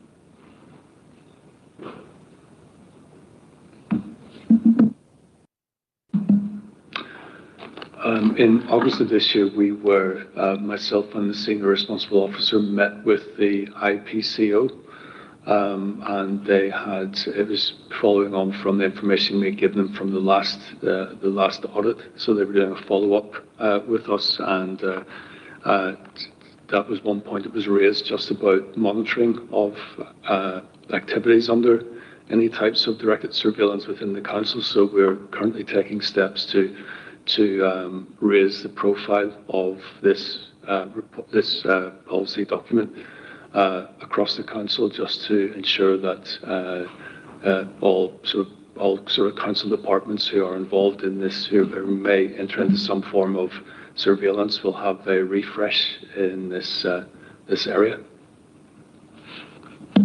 Okay, so how does the monitoring of the activities of those individual officers then make its way back to be reported to us? That would come through the annual report.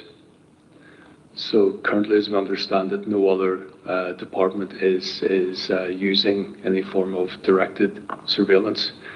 I think the training standards section, which sits within regulatory services, are probably the main sort of work activity area that would be using this type of, due to the nature of the nature of training standards enforcement. Okay. So I think what we're, forgive me if I'm wrong, but what we've actually got in this report is a report about one particular case and the actions that were taken.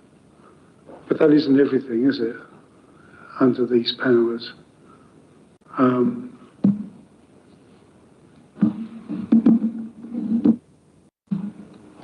Yes, that's everything. That's everything. It's just, I think it's maybe quite clear to speak about the difference between overt and covert. So overt would be probably the main sort of process that would be used by any investigating officers within the council. So, for example, I can speak for regulatory services. So we would, any of our sort of complaint work we do, we're very open to the where we contact an alleged perpetrator for whatever the complaint happens to be. So we're very open about what we're doing, what our plans to investigate, etc. So it's only in these cases where it's in this type of activity where any other form of overt investigation just wouldn't thwart our investigation. So we use it quite rarely because we have other avenues open to us, other powers of enforcement which we will use, which are much less intrusive. So this directed surveillance is reserved purely for quite a few cases where it's appropriate. Coming back to the core of my question, how do we know that everyone involved in that case acted appropriately? Can you repeat the question again, please? How do we, there was one case, how do we know that everyone that was involved with that case acted appropriately?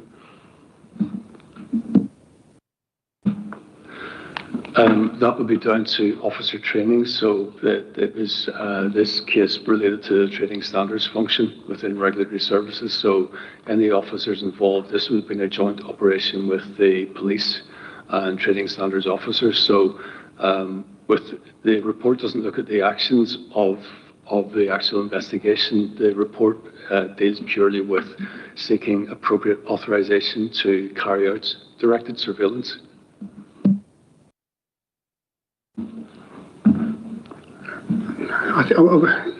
I'm just looking at the obligation upon us as members to understand whether or not all officers have acted appropriately. I don't think the report tells us specifically whether they have or they haven't. We'll have to assume in that case they have been. But I don't know for sure, and so I'm not sure I can discharge my duty in this committee. That's what's concerning me. I just wonder if the report doesn't tell us what we perhaps need to know in order to be able to do that. But I could be missing something. Maybe, I do appreciate that you're talking about people being trained. That's fine. I'm assured by that, but that's not the same as telling us whether everyone conducted themselves appropriately, which is what we need to know in order to be doing what we're supposed to be doing as a committee, from what I understand from what it's saying there. Can I just refer you to the fourth? Victoria can try and help us out here a bit. No, I don't want to interrupt David when he's mid-flow, but I mean, just to say what you already know, really, which is that this annual review is mandated by statutory guidance. So it's an expectation that you'll reassure yourselves about the arrangements in this area. It's absolutely not, as you already know, about inquiring into the individual surveillance actions that were carried out by the council, which are extremely limited in number. But clearly we can't get into the detail of that, we can't get into the weeds of it, because that is highly confidential and all of the rest of it. I mean, if there's directions that you don't feel this report goes in, which you would like it to go into a little bit more detail next time, for instance, then you might seek from the responsible officer some more information on the training and the oversight that are carried out, and the ways in which perhaps that you get reassurance that direct surveillance isn't being carried out without people being aware of the need to seek authorisation, which in my past life I recall at a very different authority being something of an issue. No reason to believe it's an issue here, but that might be the sort of thing that you might want to have a little more on in the annual report, just for completeness. And that might be something that you could be updated on outside of this committee process also. Yes, I think that's what we need. We need some statement in the report that says that somebody is reassuring us that it was conducted correctly and appropriately by the officers involved. Obviously, we can't know the details of the case, but because, as it stands at the moment, because we don't know the details, we don't know who was operating and whether or not they were acting appropriately. So we need somebody within that system to tell us in this report that it was done properly. Yeah. And then we can discharge our duty. I think that's what you're saying, isn't it? So next time, a bit more on that would be...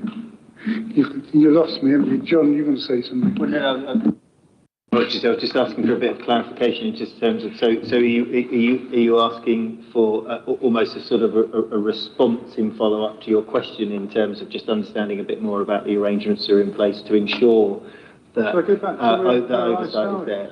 Yeah, or are you asking for an... I'll go back to the reference, which was page 101. Yeah.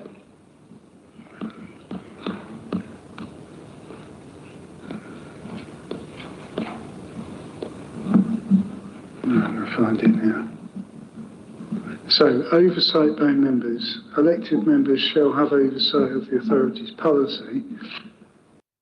And then further down, elected members may not interfere in the individual's authorisations, but they must satisfy themselves that the authority's policy is robust and that it is being followed by all officers involved in the area. So we need to know if it's being followed by all officers in the area. And the report doesn't tell us whether it is or it isn't. That's the thing. So I think that's what Victoria is saying. A bit more information, specifically answering that question each time will help. Just to say, with regard to the arrangements in place, so we have the appointed senior responsible officer, and we have myself, or my post head of regulatory services as the authorised officer. We have a gatekeeper, member of staff in training standards, so we have a process which we must go through before any authorisation can be signed off. An additional safeguard of that is it must have judicial sign-off. So we go through, I think, the process for ensuring that the process is in place. It's sort of explained through the report. So the final safeguard is we have a judicial sign-off. So all of the justification, all the documentation will be presented and we'll have overall sign-off at that point. Until we go through all of those different sort of safeguards, we wouldn't be able to carry out any form of directed surveillance. Yes, thank you. I can see what it says in the policy about all the safeguarding checks and all the rest, the different levels of people, the safe, whatever the different roles. My point is, and I don't want to over-labour it, is it doesn't specifically say anyone has said, yes, and it was done correctly. Because that's the only report that would enable us, I think, in my pedantic way, to feel that we've discharged our responsibility to feel assured that all officers in the area have followed the policy correctly. But I think we can move on because I think Victoria's captured that, and next year we will have something that covers off that question. And I would have forgotten about it long ago by then. Thank you. Has anyone else got any questions? No? Okay. I think we can probably move to the recommendations, which now, of course, have evaporated from me.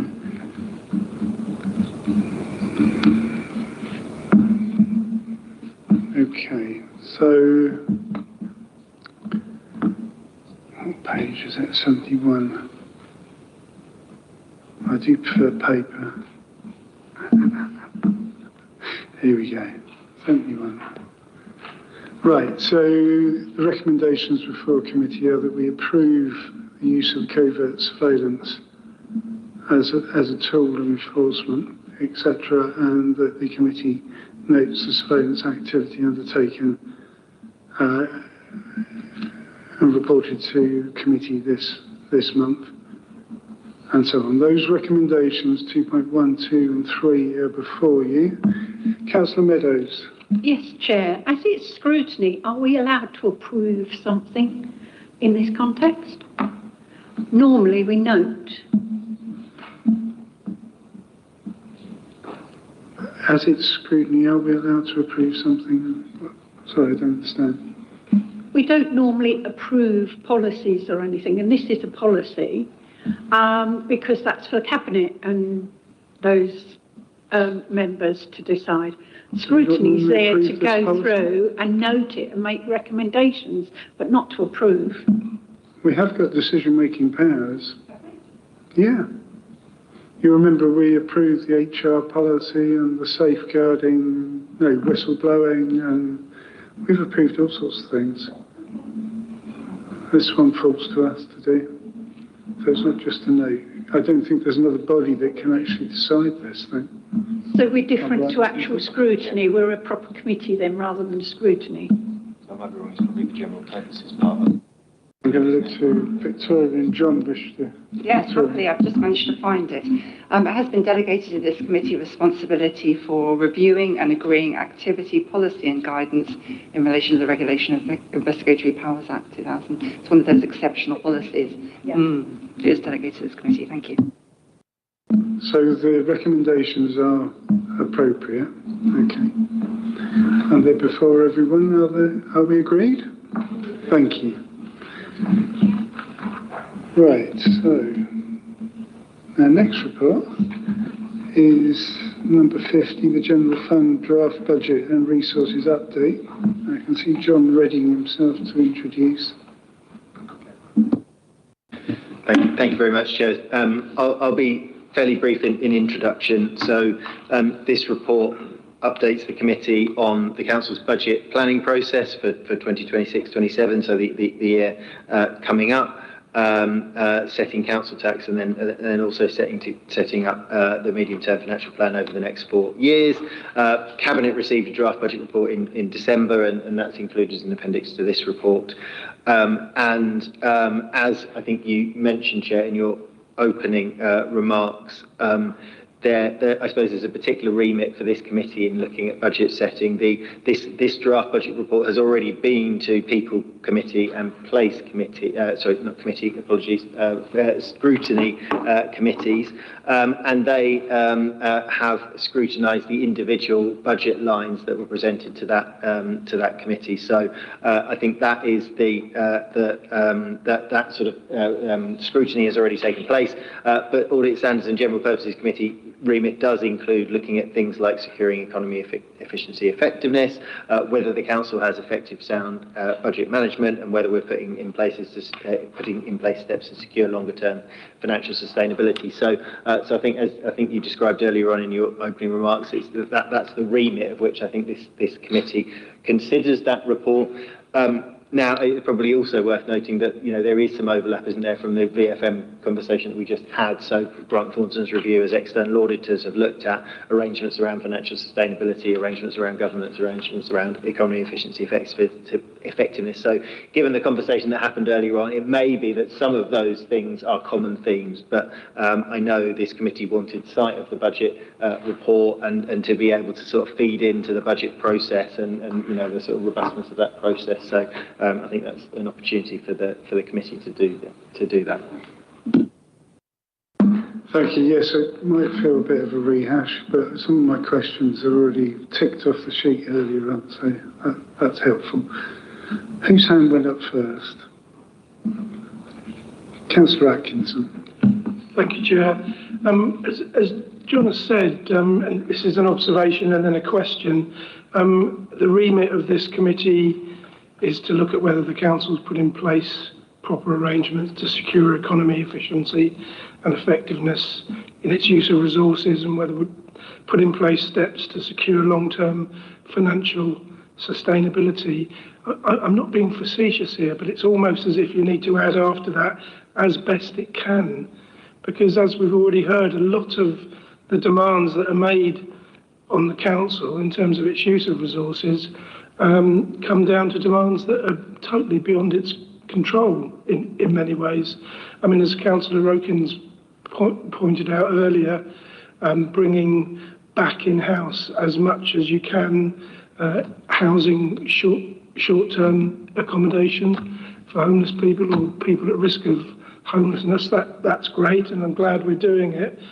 But actually, it's almost an impossible demand. So that's just an observation, really. And as I say, it sounds facetious of me, but I don't mean it to when I say as best it can. On page 121, just a quick question. The top paragraph there, if further savings cannot be found or the projected funding isn't as good as we would want it, then we'd need to apply to the government for exceptional financial support. Is that the same as section 114, or is that a different issue? So I'll jump in on that latter point. So that is a different situation. The government has a process for councils applying for exceptional financial support, which is not additional funding, but broadly, I mean, there are different elements of exceptional financial support, and you've probably seen some of this in terms of other authorities in the country. Some councils might apply for flexibility around council tax, so to increase council tax over and above the cap. Councils also can apply to, in effect, capitalise an element of revenue spend. And that could be funded by capital receipts or through borrowing. But say particularly where councils have maybe kind of exceptional pressures in a particular area, and actually are looking to be able to sort of capitalise that in the short term because they've got plans to get to sort of financial sustainability in the long term. So there's a capitalisation element of that exceptional financial support. As I say, there's also an element around flexibilities around council tax. So there are a couple of different elements of exceptional financial support, and many councils have gone down that route in recent years in response to significant demands in demand pressures on councils and council services. So that is a route that the government has that the government has in place and has for a number of years, just to kind of help the sector. And actually we will probably see quite a lot of councils this year looking and considering exceptional financial support, because there's been some significant changes in terms of the way councils have been funded through the fair funding formula changes. So some councils getting some big increases, but some councils getting some big decreases as the government kind of completely redistributes local government funding. So it's a mechanism that councils use and the government use to be able to support councils through sort of turbulence in finances. Okay. You all right with that, Peter? Yes, thank you. Okay. Councillor Rokins, you're coming in on that? Yeah, thanks, Chair. Not much to add to what John's just said, but yeah, obviously there are several authorities who've used exceptional financial support previously, and indeed our neighbours, East Sussex, I think, are intending to use it again this year. The fair funding review is obviously been a bit of a rejig of local authority finances, and I suppose just to sort of spell out for us, for us, we very much support the principles behind that, which is to say that should councils that have much higher levels of deprivation than others get a bit more funding to help them meet the demand of the services associated with that deprivation, that's definitely something that just in principle we're very supportive of. It hasn't had a huge impact on us. We're sort of we obviously have, you could categorise our city as having quite extremes in terms of affluence on one end and deprivation on the other end. So we definitely have pockets of very, very difficult deprivation in the city that we all see, I know, in our wards and through our casework and so on. But in terms of like where we sit as a local authority on that sort of national table of deprivation, we're sort of somewhere in the middle. And what that's meant is that it's sort of the fair funding review has benefited us a bit in some ways, and then there's been disbenefits in some other ways, and actually it's kind of netted off, more or less, sort of no major change. So that particular aspect hasn't sort of contributed in any significant sense to our position. What it has done, I suppose, is that because we knew it was coming, there's always this question of, and I suspect this may come up, which is that there's always a sort of hope and demand that we might publish draft budgets earlier in the year. And I think we probably sat here the same time last year saying we would love to be able to do that.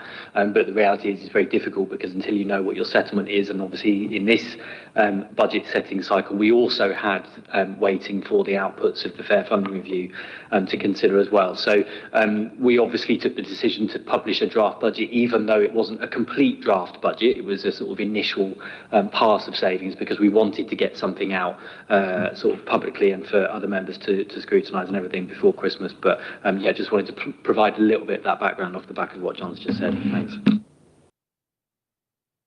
Before you do, John, I just wanted to clarify what Councillor Redkins just said about the fair funding formula. You're saying it's not made a significant change to our position, but according to this report, unless it's altered, it's creating a £6 million pressure upon us. Is that correct?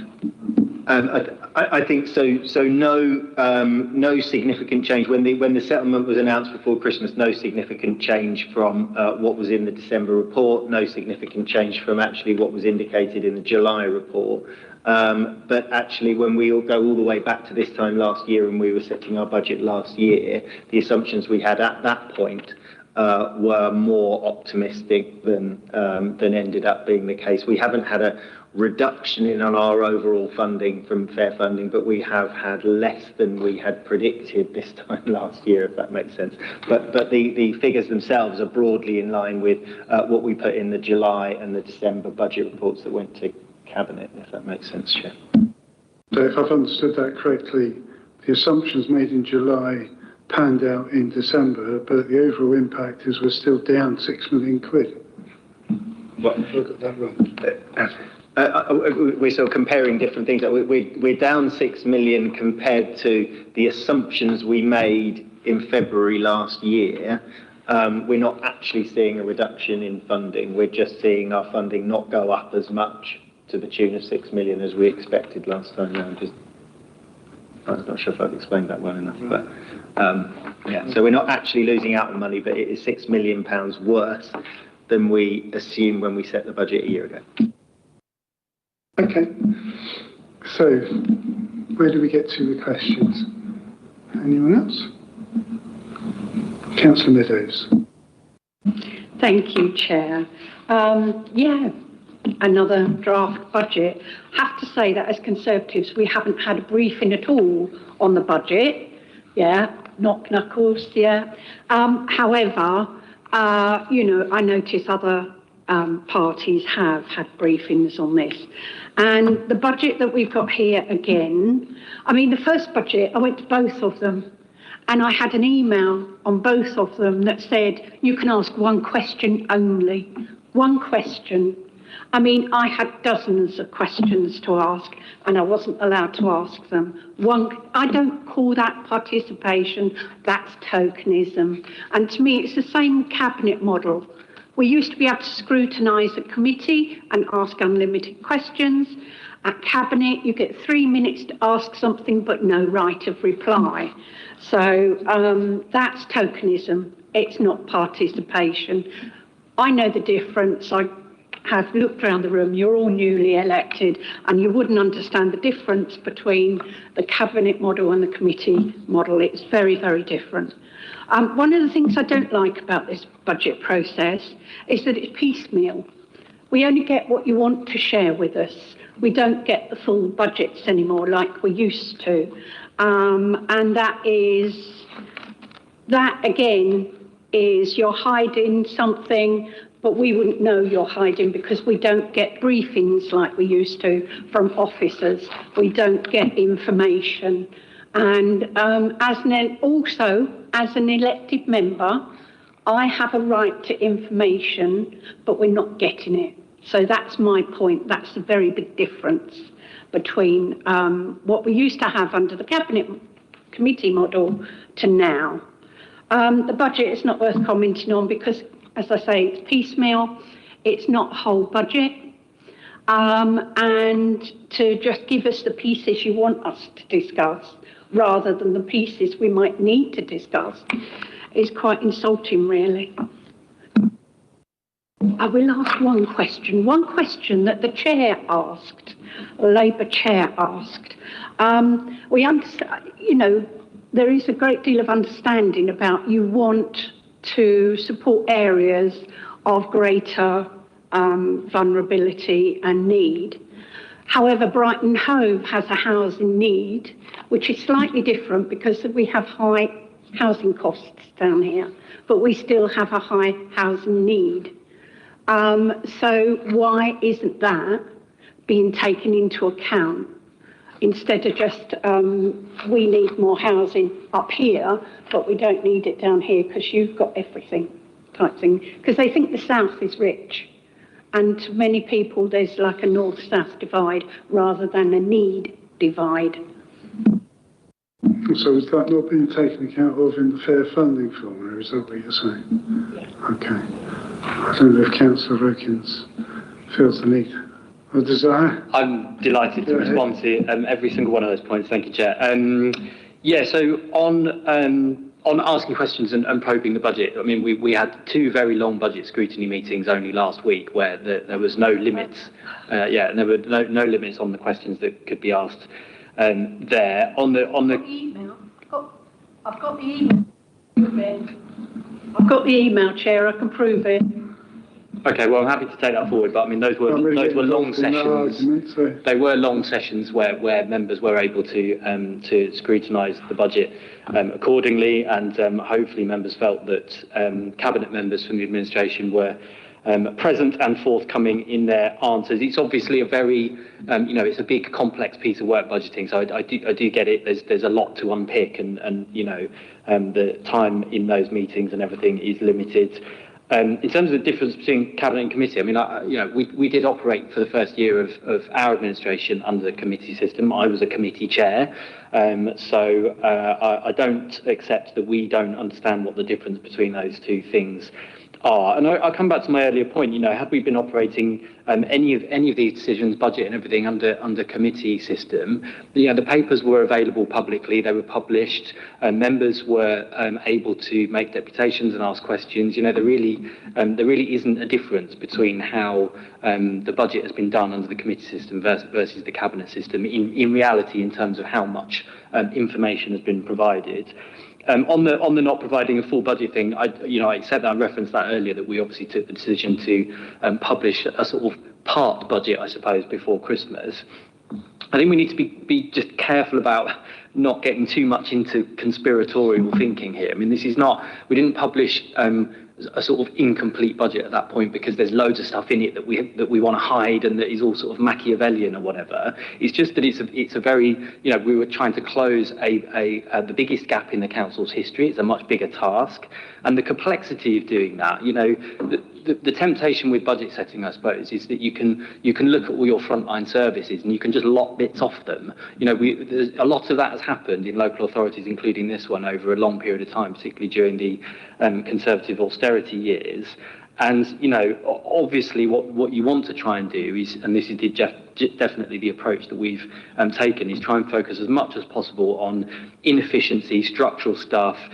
Innovation in particular has been a big one. We've had a very significant programme of quite quick sort of testing and learning on digital and tech innovation. We've spun up, I think it's 11 pilots that were sort of spun up quite quickly to see what those could bring forward, and they have turned out to deliver some very promising potential savings. So, you know, it's really just a case of we published what was sort of worked through and put that out there to members and the public to see while we carried on working on the rest. And there's nothing sinister about it. It's just a sort of, you know, that's as far as we got to, and we'll come back in due course with the rest.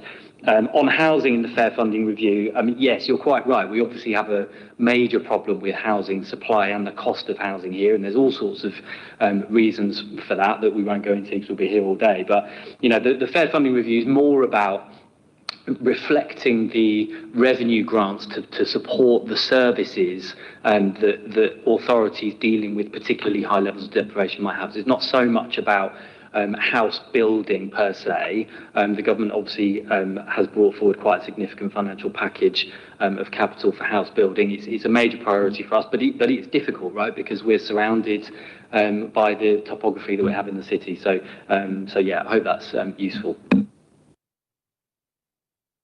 Well, thank you for your response to that. I have to say, having been on the council a very long time, as Councillor Meadows, under both previous cabinet and committee systems, we've had a lot more inclusive and earlier budget processes, and I do appreciate you're saying it's a bigger budget ask this time, but nevertheless the processes that previously have been all party working groups through the autumn looking at the proposals and then having star chambers with officers. And then I remember as a cabinet member the terrifying experience of being grilled for about an hour and a half just on my brief, not as a pool of cabinet members answering questions across the piece. Each cabinet member had a separate meeting with a host of opposition members giving us a proper going over.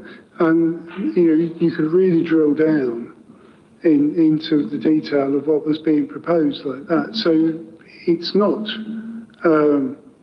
there's plenty of precedents of different ways of doing it under both previous cabinet and committee systems. Yeah, if I may just come back on that. You're right, but I think the key thing to point out is that up until 2023, for the previous 20 years, there had been no overall control councils. And so the process of setting a budget and getting a budget agreed at Budget Council, of course, had to be a more collaborative process, because otherwise you'd get right to the 11th hour and you'd be, off in the corridors till, the small hours of the morning trying to agree things. So there is a fundamental difference there. And just to this point about scrutiny, I'm just going to speak for myself personally. My favourite meetings to attend in this council are scrutiny meetings. The idea that we are not happy to be grilled by opposition members, I can tell you certainly from my perspective, is absolutely for the birds. I find those meetings, the most exciting, the most engaging. I like having that sense of pressure and scrutiny, and I'm always happy to turn up and take the grilling and answer the questions. Okay. Have you got any more questions, Councillor Meadows? No, okay. Have you got this side? No? Okay. I've got one or two. I'll try and introduce some different subjects. What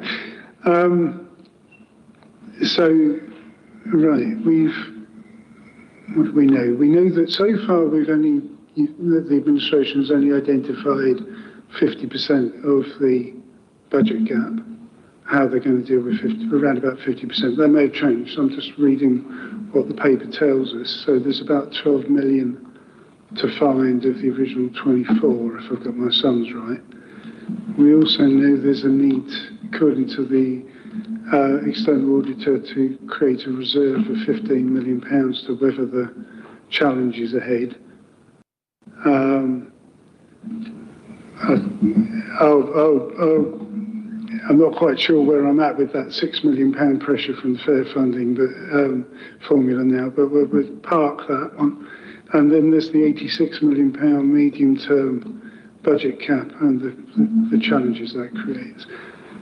So the first question really is, how confident, given that we've still yet to see the proposals for the remaining half of the gap, how confident the administration is in delivering a truly balanced budget for 26-27 with genuinely deliverable savings that are going to be realised within that year? And we discussed this earlier about how confident you are about delivering up the transformational change. But I think I'm going to focus on how confident you are about giving us budget savings that are actually going to be realisable. Because I do fully accept the scale of the challenge here. It's unenviable. There's no doubt about that. Yeah, thanks, Jed. I mean, very good question. And obviously, you don't want to get sucked into optimism bias with budget setting. You don't want to be so desperate to get it over the line that you end up with a few weeks of reprieve because you set a balanced budget, but then end up with some sort of uncontrollable in-year pressures. But things do come up during the year, and that sort of speaks to your point about having healthy reserves. As has been discussed in this committee before, our reserves are low when you benchmark them compared to other authorities, and obviously part of the sort of medium-term strategy and beyond will be to replenish those reserves. I think we replenished them with I think it was 1.125 we replenished earlier this year. So even against the backdrop of managing a difficult in-year position, you need to have a decent reserve. And obviously the sort of the minimum that's been identified for us, I think, is 9 million. But we want to get it well above that into the medium to long term, precisely to be able to weather some of those unpredictable things. And obviously we've already spoken at length about the demand-led services, which we're taking those steps to address the structural issues that sit behind them, but you've got to have that resilience to be able to deal with some unpredictable things. In a city the size of Brighton and Hove, and with a council with the sort of scale of the budget that we have, you've got to be able to have a bit of that resilience to be able to weather those periods of uncertainty. Okay, so coming back to that reserve, I don't think the external auditor is suggesting that this is something for the medium term. They're saying we need that 15 million now to weather the challenges of the medium term, if I'm correct in understanding it. So while it's good that you've built it up a bit, it's still a long way short.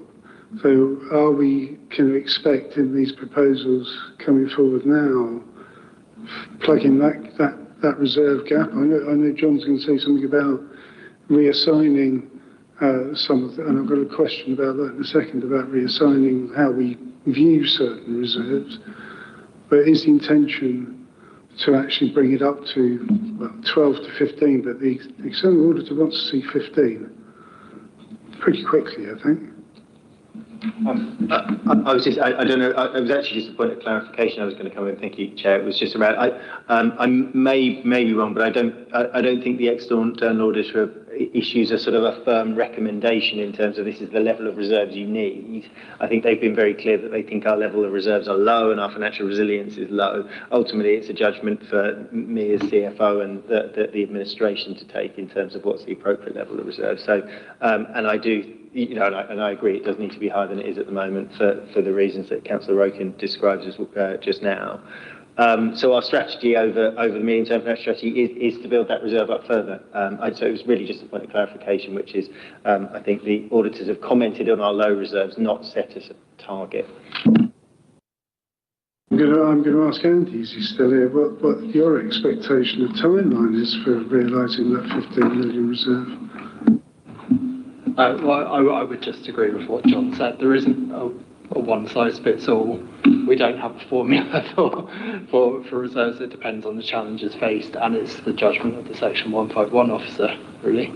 So some councils do have low reserves, but we have, for a number of years, commented that the specific challenges faced by Brighton mean that we would recommend possibly higher. They do look low comparatively to other similar councils. Okay. Right, so we'll see what your report says next year, whether it sits in the red still on that point.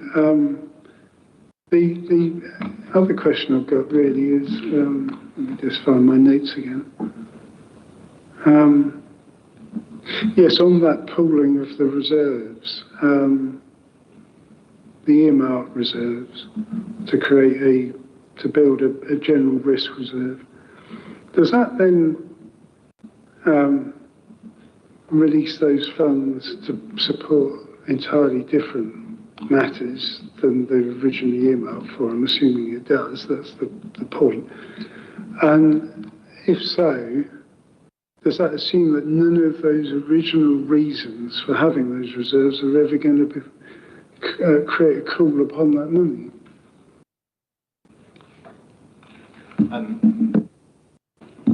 Just to come back on the release of those earmark reserves, I suppose we did a review of earmark reserves because we've set money aside for just a sort of a whole range of different reasons. So we have earmark reserves for things. So, for example, we have a PFI reserve, which is set aside for future payments that we're contractually obliged to make under the PFI contract, and we can't really take that money away because we've got that contractual commitment.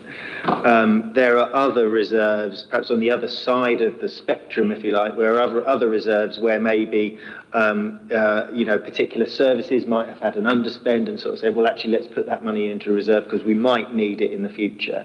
And in those instances, there's far more flexibility to sort of say, well, do we still need that money or not? So the reserves that we freed up, I think, are a combination of things like surpluses that have arisen in previous years, or indeed, and I know there's a big chunk was to do the winter maintenance reserve, where actually we set some money aside in case we have kind of a bad winter. And that sits there year on year. We haven't used it for a little while. That risk of having, bad weather and therefore needing to do more gritting or whatever, it exists anyway, and the council will need to deal with it. So we're kind of taking the view that actually that should sit in the council's general risk reserve. If that does happen, we'll need to draw down from the general risk reserve. But I think, and I, be clear, I've been encouraging officers and cabinet around this to sort of say we should try and think about these things as a council rather than setting aside loads and loads of different funds for loads and loads of different things that we might need in the future, because you've got to try and look at your resources as a whole. And so yeah, I hope that answers the question. It gets a bit riskier then because we don't have so many dedicated parts. We're putting everything into one part, and then if we get a bad winter and something else happening at the same time, then we might have a bit of an issue there then. Anyway, okay, all right. I understand now what you're doing. Right, that's kind of my questions. If anyone else has thought of anything else? Okay. Good, so let's have a look at our recommendations, which are to note the draft budget report and to comment, which I think we have. So are members happy to agree the recommendations? Thank you. Right, it's turned itself off again.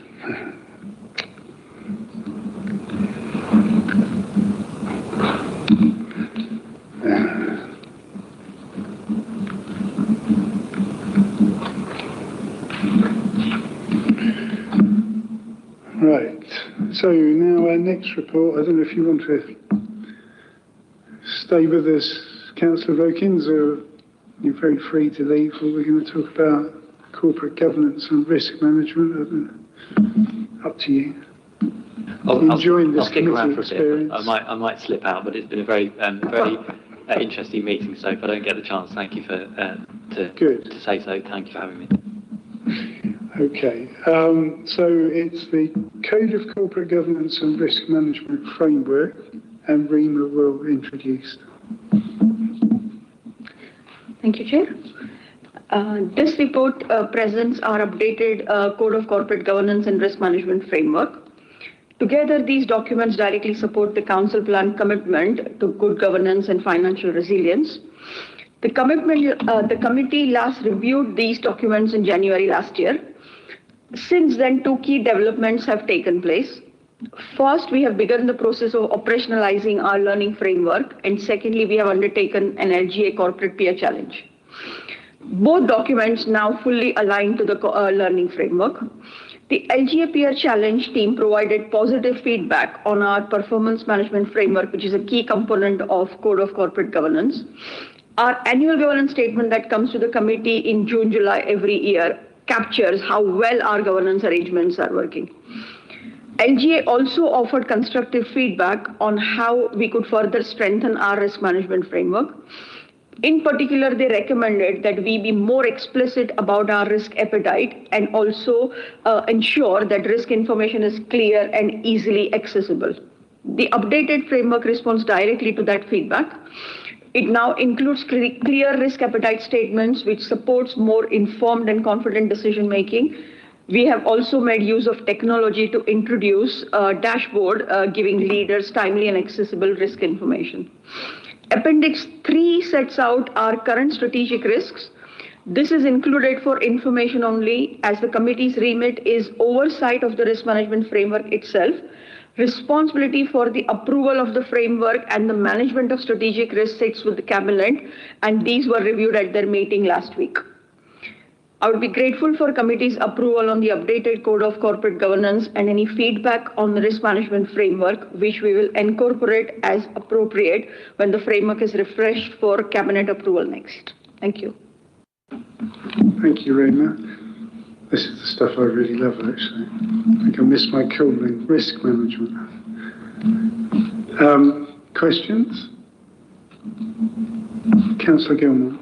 Yeah, it's just comments in the sense that I think it's set out really nicely in terms of how it's framed and how you can kind of understand the risk, particularly as kind of like as members of this committee, and you can kind of see what you're aiming for in terms of reducing that risk, and that nice way that you kind of, that nice kind of intersection you've got between level of risk and the impact of risk. So I think that's the thing I find really interesting, because it might be really high risk, might be really risky, but the actual impact is really marginal in terms of cost to the council, for example. So I think that's really really useful. And I suppose my question then is, in terms of what that risk appetite is, in terms of how you can get that synergy between, say, the cabinet members and the officers, in terms of going, okay, right, we want, this is our risk appetite in this area, and I suppose it's now you've got this in, that will be the discussion you're going to have. Is that correct? I suppose that's my question. Yeah, thank you for the question. So I'll give you a good example of the risk appetite. So as you may know that as a council, we have recently piloted a turbocharging digital.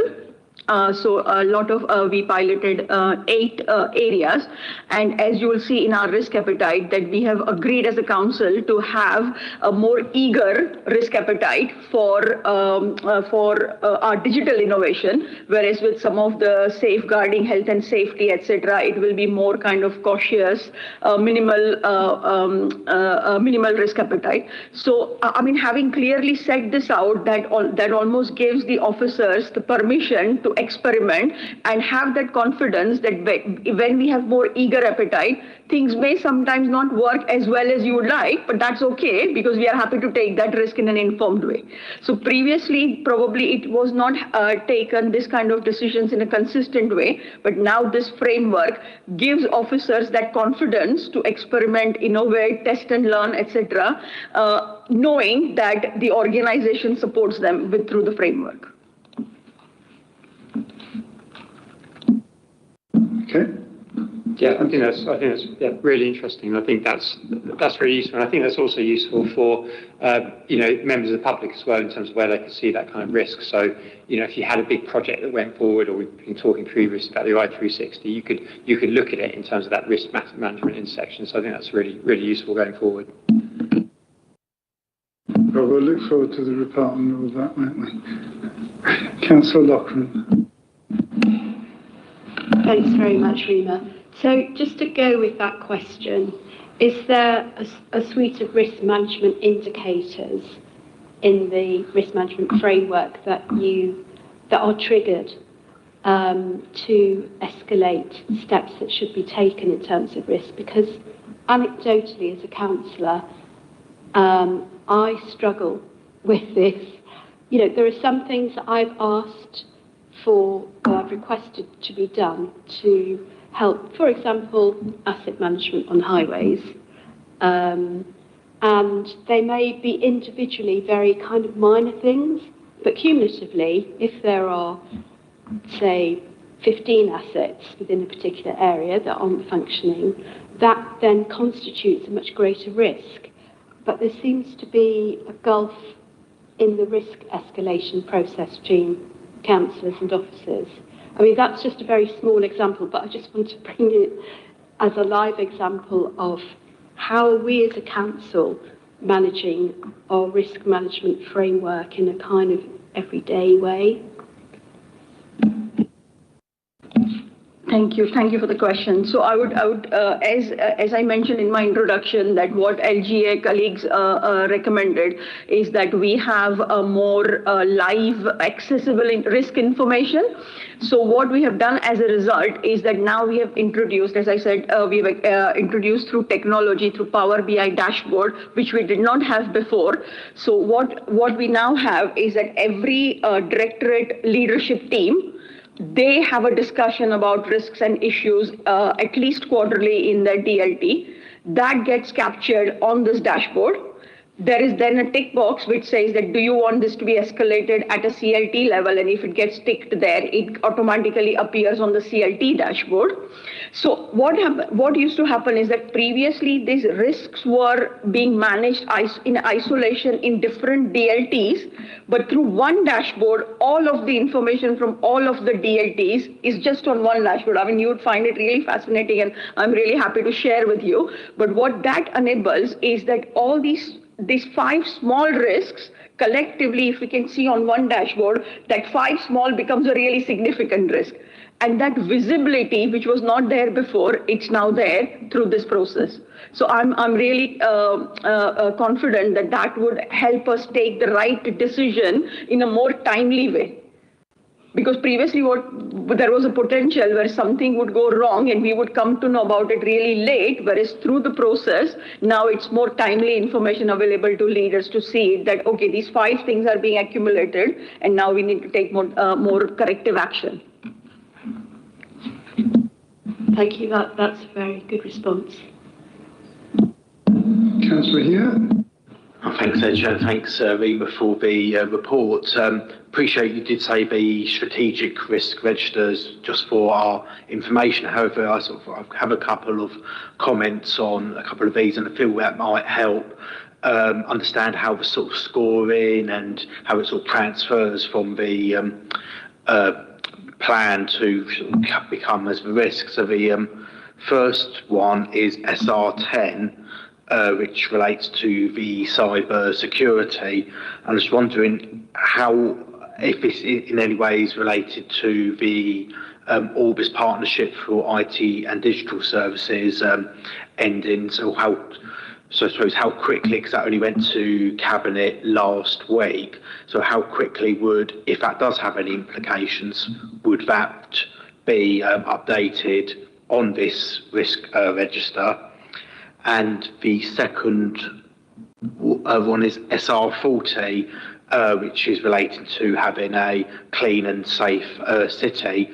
You've got the sort of summary description on there, and it doesn't really go into any sort of great depth on there, but it's relating to keeping the pavements weed-free, basal growth coming out of trees, etc., grass verge is being maintained at a sensible height, so it's not causing any sideline obstructions. So it may actually be more directed to Councillor Okins, but to yourself first, how do sort of policy decisions which address these, how do they get assessed and reflected into the risk register? Because obviously there has been sort of noticeable positive difference over the last 2.5 years, also in terms of items relating to that particular risk on the register.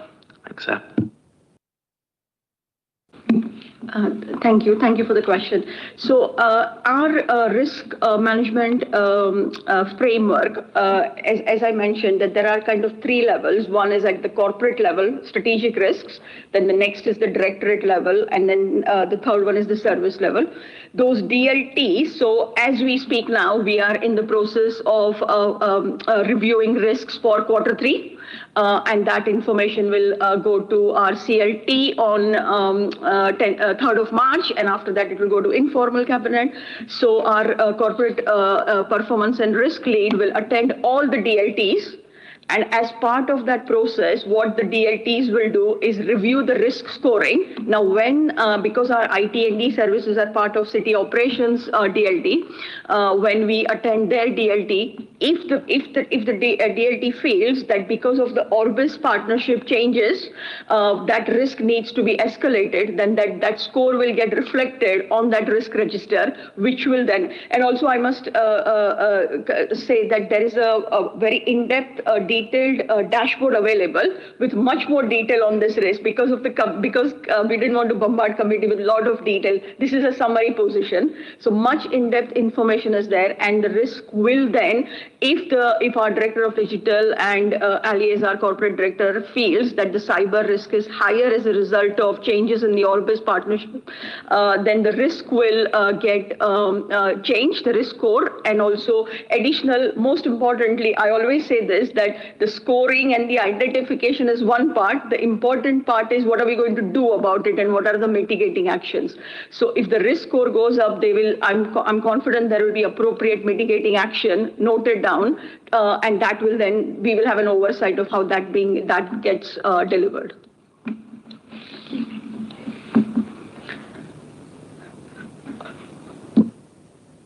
Councillor Okins. Thank you, Chair. I'm still here, and I heard my name mentioned, so I thought I'd just pop my hand up.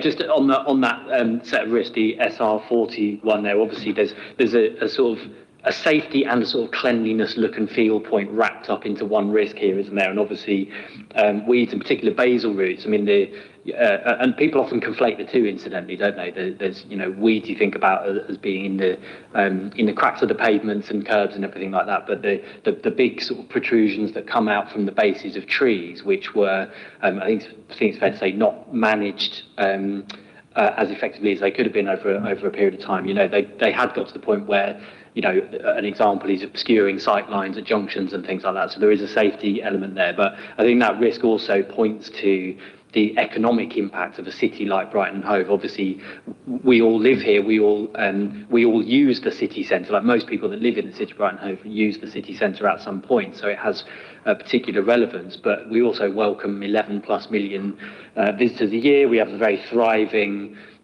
independent business sector, and something that we heard time and again from partners like the Business Improvement District, for example, was the look and feel of the city centre around those businesses is absolutely fundamental to it's an economic development policy as well as just a look and feel policy, because you've got to have a well maintained city for people to enjoy that surrounds those areas. So obviously we've done a lot of work on look and feel. There's more to come. There's more things planned for this year, I'm pleased to say. We also now have the city centre manager who can obviously take a more holistic view of services and how they all interact and intersect in the city centre, whether it's safety thing. And I think Councillor Loughran mentioned sort of assets and defunct thing. You know, people talk about the phone boxes and all that stuff all the time. There's all sorts of things kind of littering the city that are the responsibility of maybe different council departments, maybe different statutory undertakers or private stakeholders. So just being able to look at those things in the round and take a sort of place-based view. The city centre manager is really sort of gripping that now. So hopefully we'll see that reflected on the risk scores next time and going forward. Thank you. Well, we've been trying to declutter the streets of dead phone boxes for years. So it has been a very long, ongoing process of removing them. That was your question, wasn't it, Councillor? Yeah. How are we doing? Any other questions on this one?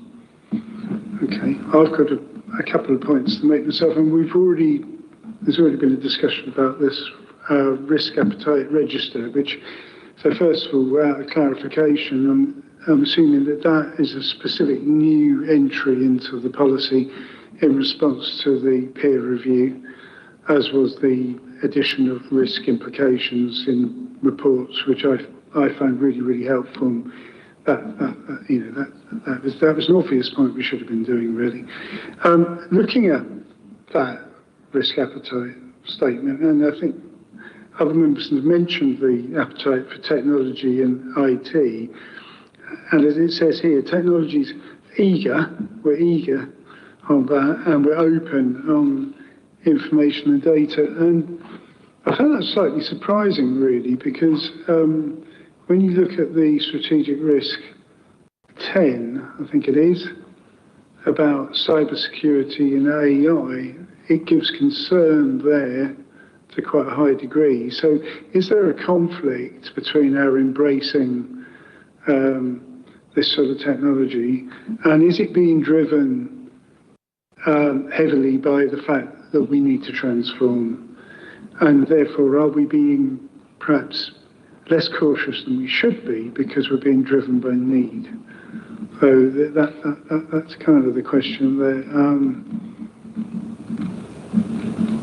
Yeah, so how do we reconcile the strategic risk and those appetite statements? Thank you, Chair. So, we have had a couple of discussions today about finances, and as an organization, driving efficiency through digital is a core part of our transformation and innovation portfolio. And technology will be used to fundamentally transform our operating model. So it is driven by, yes, the need to transform, but also driven by the financial challenges that we find ourselves within.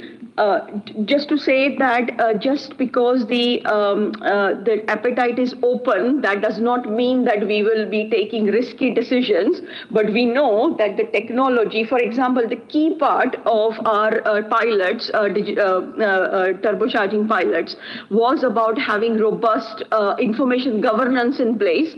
And I'm really pleased to share, because I had a key role in those pilots, that in our supplier said that in some of the other councils, to have robust kind of governance, information governance arrangements, it takes literally months. And in our council, through minimizing bureaucracy, through embedding our learning framework, we were able to deliver and document those things in a very robust way, which stand up to scrutiny by our information governance colleagues, literally within 3 weeks. Compared to months. So just to reassure you that by taking more open approach, that does not mean we will be risky, but there will be appropriate oversight governance in place. But we accept that there will be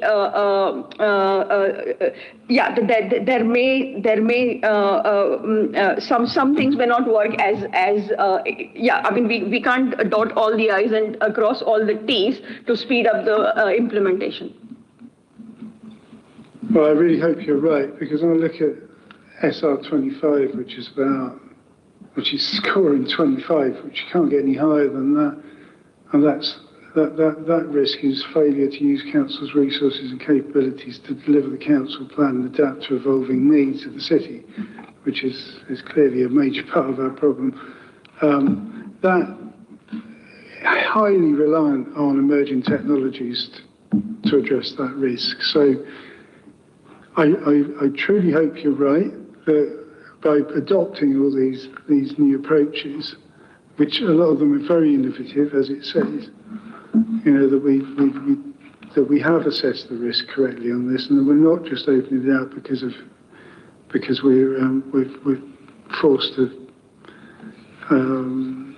take a more risky approach, because otherwise we're not going to make the changes we need. So I hear what you're saying, but I hope your assessment is correct and the advice we're receiving is sound about the genuine risk of those technologies, because there seems to be an awful lot of conversation about, where this is all going, what the implications will be for human society and organisations. And I think there was a report today by one of the AI gurus that actually was addressing the risks to public service of AI use, potentially.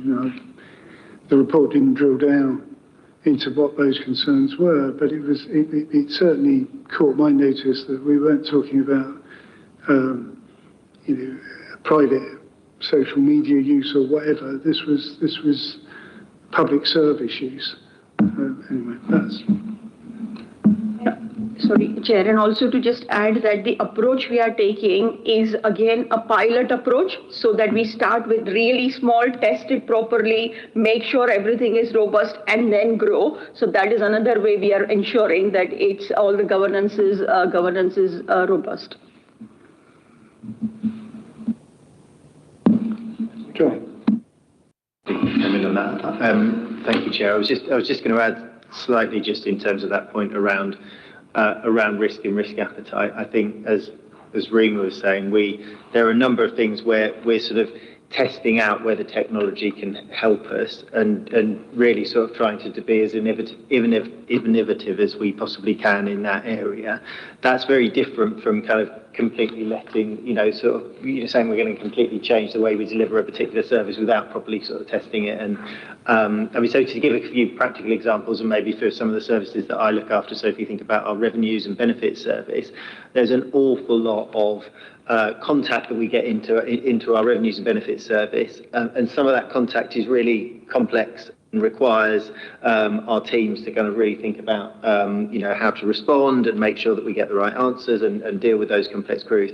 There's also an awful lot of very straightforward queries that we get in terms of when's my next bill due, what band am I in, what do I do with this, what do I do with that, what do I do with the other. And actually there's an awful lot of things there where it's quite straightforward for technology and some of the things that the applications that are out there, to just be able to say, actually we can do quite a lot of that without having to use our team. So in that instance, in council tax and benefits, the things where actually we require someone to really kind of talk to someone or go through a benefits change of circumstance or something like that, that's something that we'll need to be very careful of. But in terms of all of that straightforward contact, in terms of actually, someone picking up the phone and being asked, well, when's my next bill due, something like that, there are various things that we can do quite easily to automate that. So I think it's just about appreciating that this is not throwing completely caution to the wind. It's saying there are plenty of things that we can try out and see if they help us without being too overly risky. Okay, we shall see how it goes. Thank you. I don't see any other questions. All right, so let me just find where the recommendations are, because there is a couple to consider here, isn't there? Because this is the Code of Corporate Governance, which we haven't really focused on, and the Risk Management Framework. So the recommendations are before members, but just to note that 2.1 is asking committee to approve the Code of Corporate Governance, and to note the Risk Management Framework, and we've given our feedback, which will go towards the framework and in its journey to the Cabinet. So there's another action where we're going to take a decision, Councillor Meadows. We've been asked to approve the Corporate Governance Code. So are members Happy with the recommendations? Happy to approve? Thank you. Right. All been eagerly awaiting Victoria's great moment. The standards update on page 215. Thank you, Chair.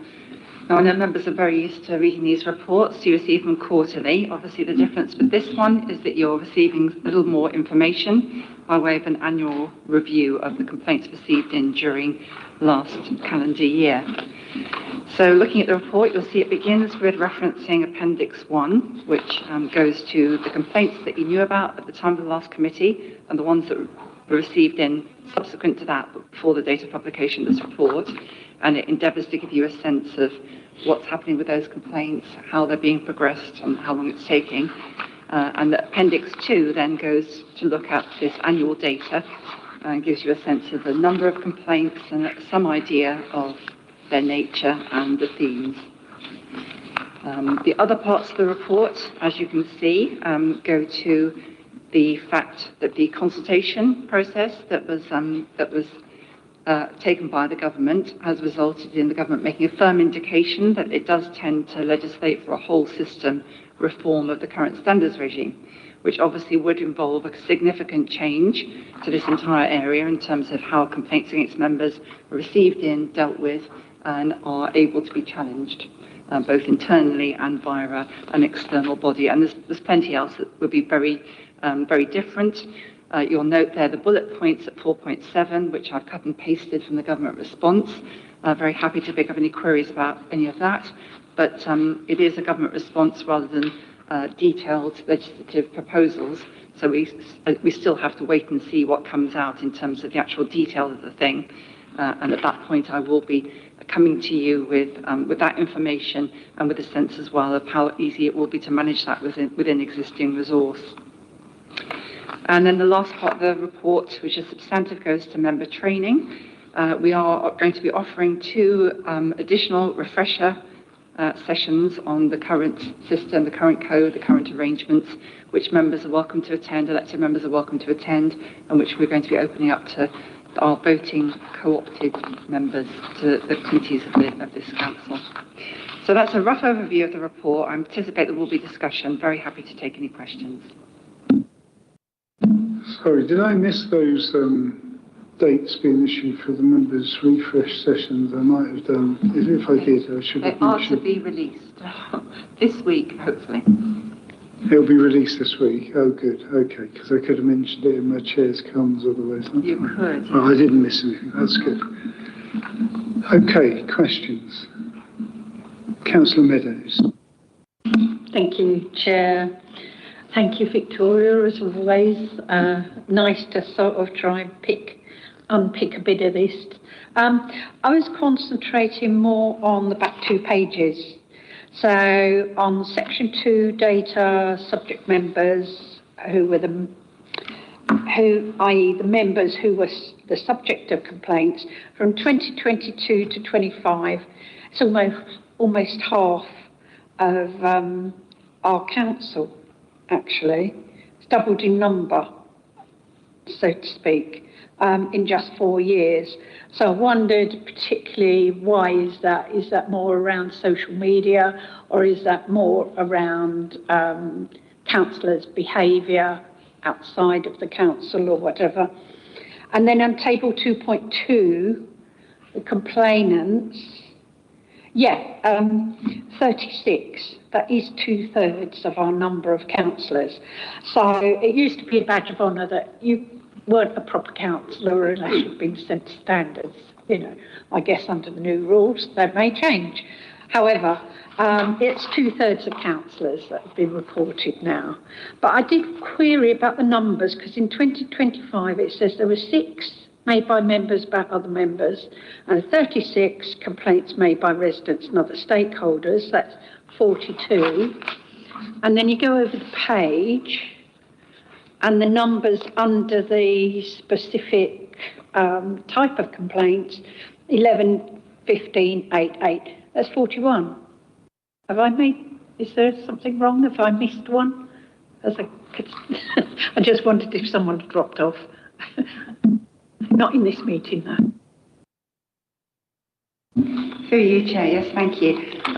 That will be my maths. That will probably be the last complaint that was received in at the very kind of end of 2025, which wasn't categorised. It is likely to therefore be the last one reported on in the table with Appendix 1, but I'll communicate it to you separately, if I may. So it's the 18th of December. I think it arose out of a council meeting, which would make it a complaint about conduct of a council meeting. So it would add one to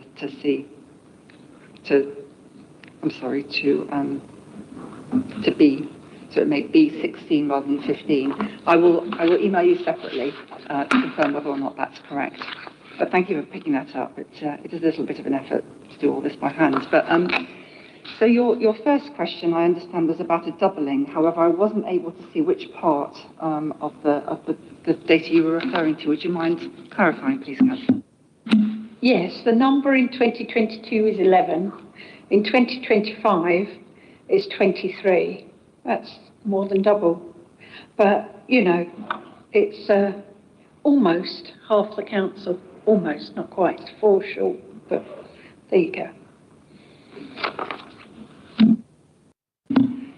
Thank you. Yes, that is correct. I mean, there is one particular councillor who has a larger number of complaints against them than others. There are some complaints which are outstanding against one particular individual. So whichever way you look at it, you know, it's true that there are more councillors who've had one complaint against them.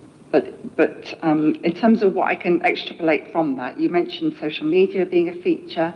I mean, I've been doing this long enough to look back into the mist of time and know that when social media first became a thing, there was very much a number of incidents of people not quite understanding it, firing off late at night or whatever it was. As you'll see from the data on the section 3, it's not, a lot of these categories don't go to conduct on social media, so it doesn't seem to me subjectively to be a phenomenon around social media specifically. If we could identify something that was that distinct, then absolutely we would run a training session on it, as we did a few years ago on social media, just to help members use it or not use it. Obviously, no one's making you use it. Some people find it useful too, some people don't. But as you can see from that section 3, it is rather wide, the sort of the codes, the spread across the different coded type of conduct. So we've struggled rather to try to say anything very specific about that. I know you had a further question. Please, can you clarify what it was? It was your middle question, I believe.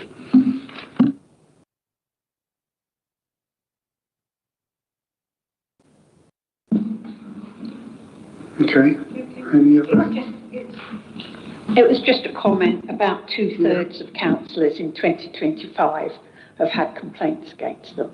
Because I imagine, you know, that's not 6 complaints about one councillor, it's 36 separate councillors have had complaints against them. Just saying it's exactly 2/3 of the council.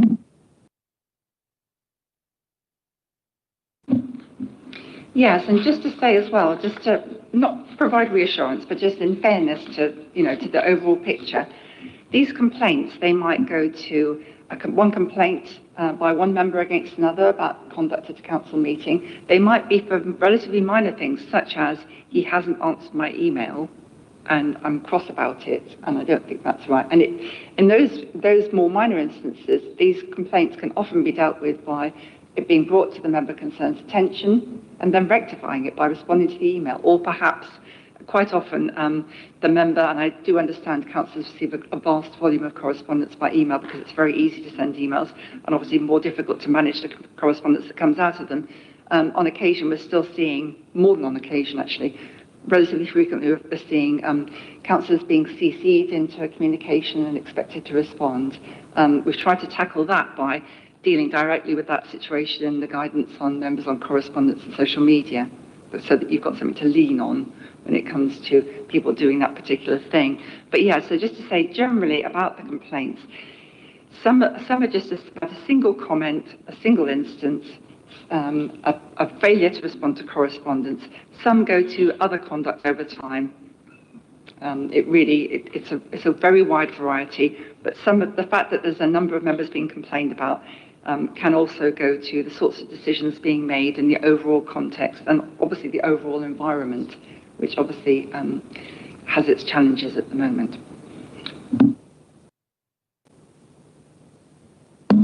Councillor Meadows. Yeah, just to come back, I mean, I'm just wondering how far down the scale we go. I can understand that if someone has been reported for misuse of their councillor role or have made public statements that they shouldn't have made, that's quite serious in terms of integrity and respect for councillors. But if, for example, someone hasn't responded to an email they were copied in, and the person who sent the email isn't even their ward councillor, I mean, when you see a councillor, what you see is what you get. They don't have an office backup like MPs, where they can just churn out emails and letters and all the rest. So I think, you know, is there any ability to eradicate some of what I would think are the lesser evils of going to standards? Thank you for your question, which has struck at the heart of a frustration of the current system. I understand what you're saying, and I share your concern that the idea that we could have reported as a complaint a simple failure to respond to an email that wasn't even specifically directed to you anyway in the first place. However, as the system currently stands, yes, we do have to count them. If someone says, I want to make a formal complaint against this councillor for doing this minor thing, then we do have to count it as a complaint. That's the process that we've got. The arrangements we have were generated by a cross-party group of members in 2021. They were further refined by adding to our preliminary assessment stage. If you remember, I think we did that last year. I think I mentioned it in the report.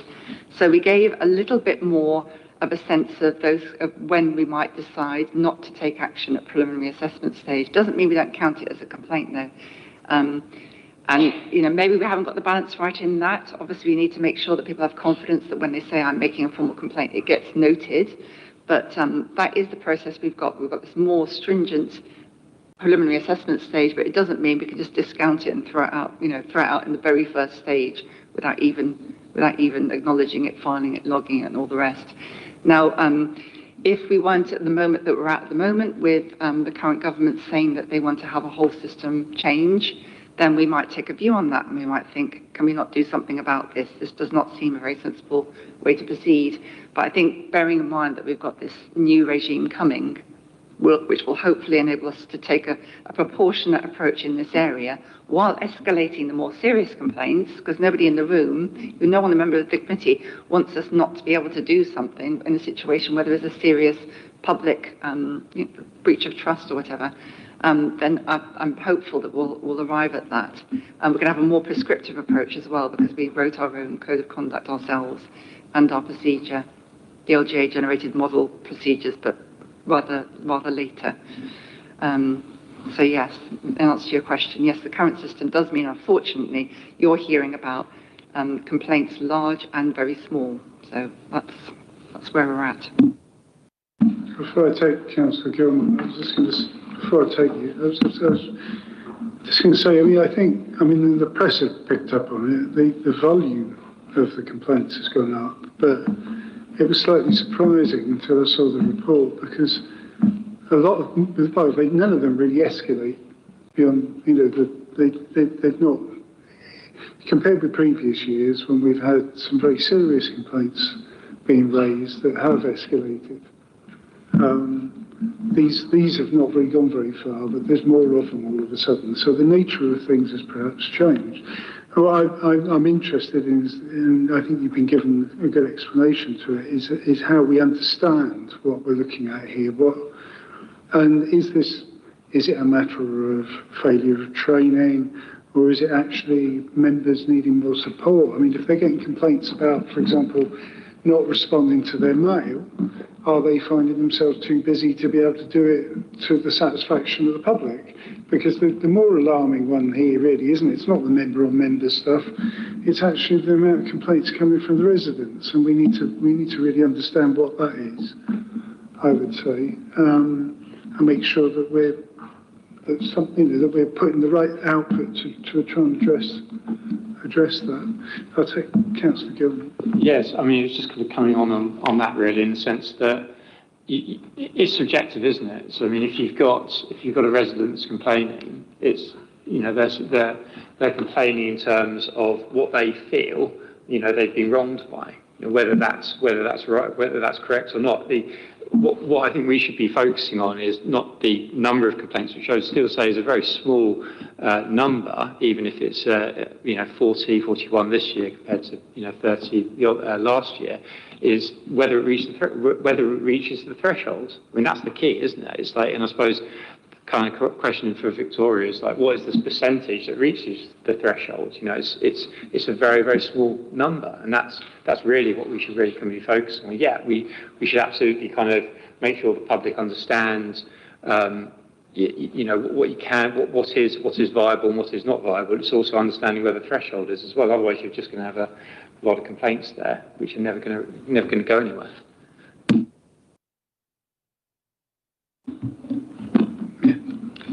Yes, thank you for that. I think you're absolutely right, and we do put as much information as we can into the public domain. Obviously, complainants don't necessarily agree with us in situations where we decide to take no action, and that is partly about applying a proportionate approach.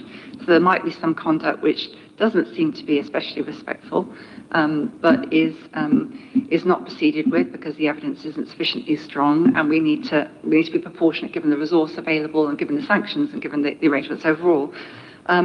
What I would say is a couple of other things.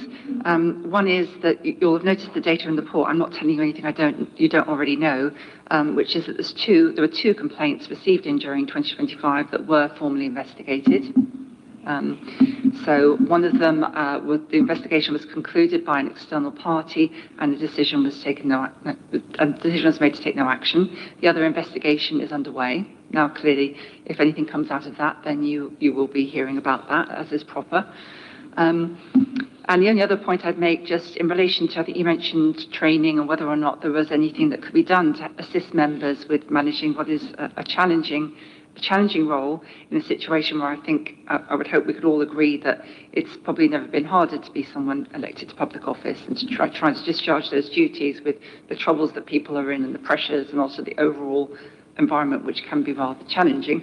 In terms of training, I'm happy to say that I can't recall when we've ever had so much compliance with attending the mandatory training. The training wasn't always mandatory, but that was written into our code, expectation that members would attend code of conduct training. I think members are attending. I think they are taking notice for the most part.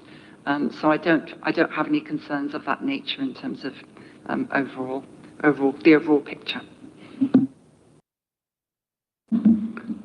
I mean, I think the point about the residents is that there is what you're saying, Councillor Gilman, is that we do need to manage public understanding and expectations about what a complaint is for.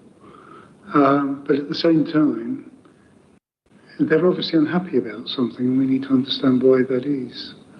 You know, so there's two aspects to that, isn't there, really? Yeah, I agree with that, but I suppose it's then, if it kind of then gets reported in the press that there's a really large kind of increase in complaints, it's difficult because it kind of masks the issue. I mean, if you haven't met the threshold, you haven't met the threshold, and it could be that the complaint is more so about a policy, or how they feel about something, rather than necessarily the conduct carried out by a councillor.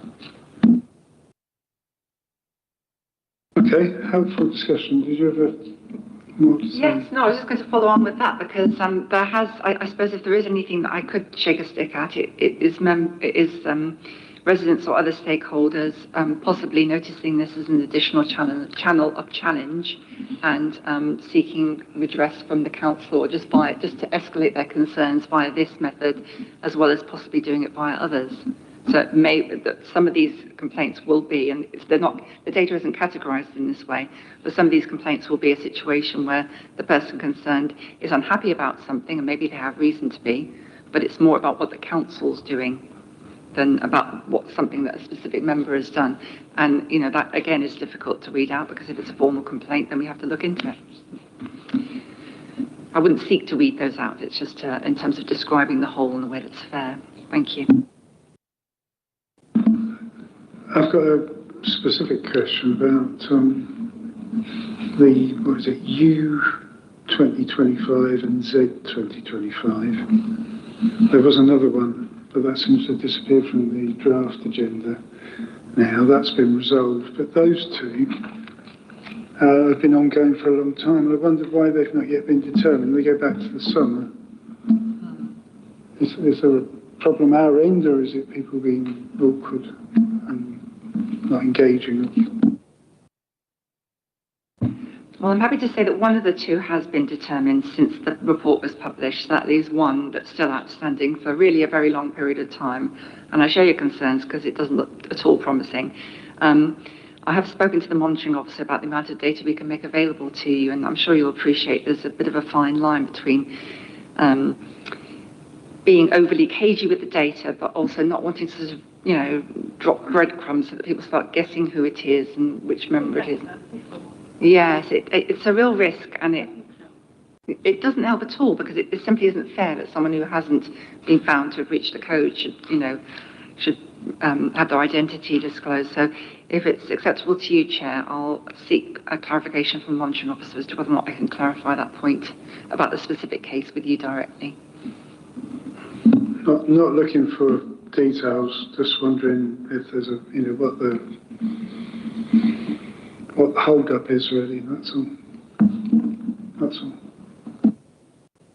Well, all I can say is we haven't stopped thinking about it and talking about it between ourselves as officers.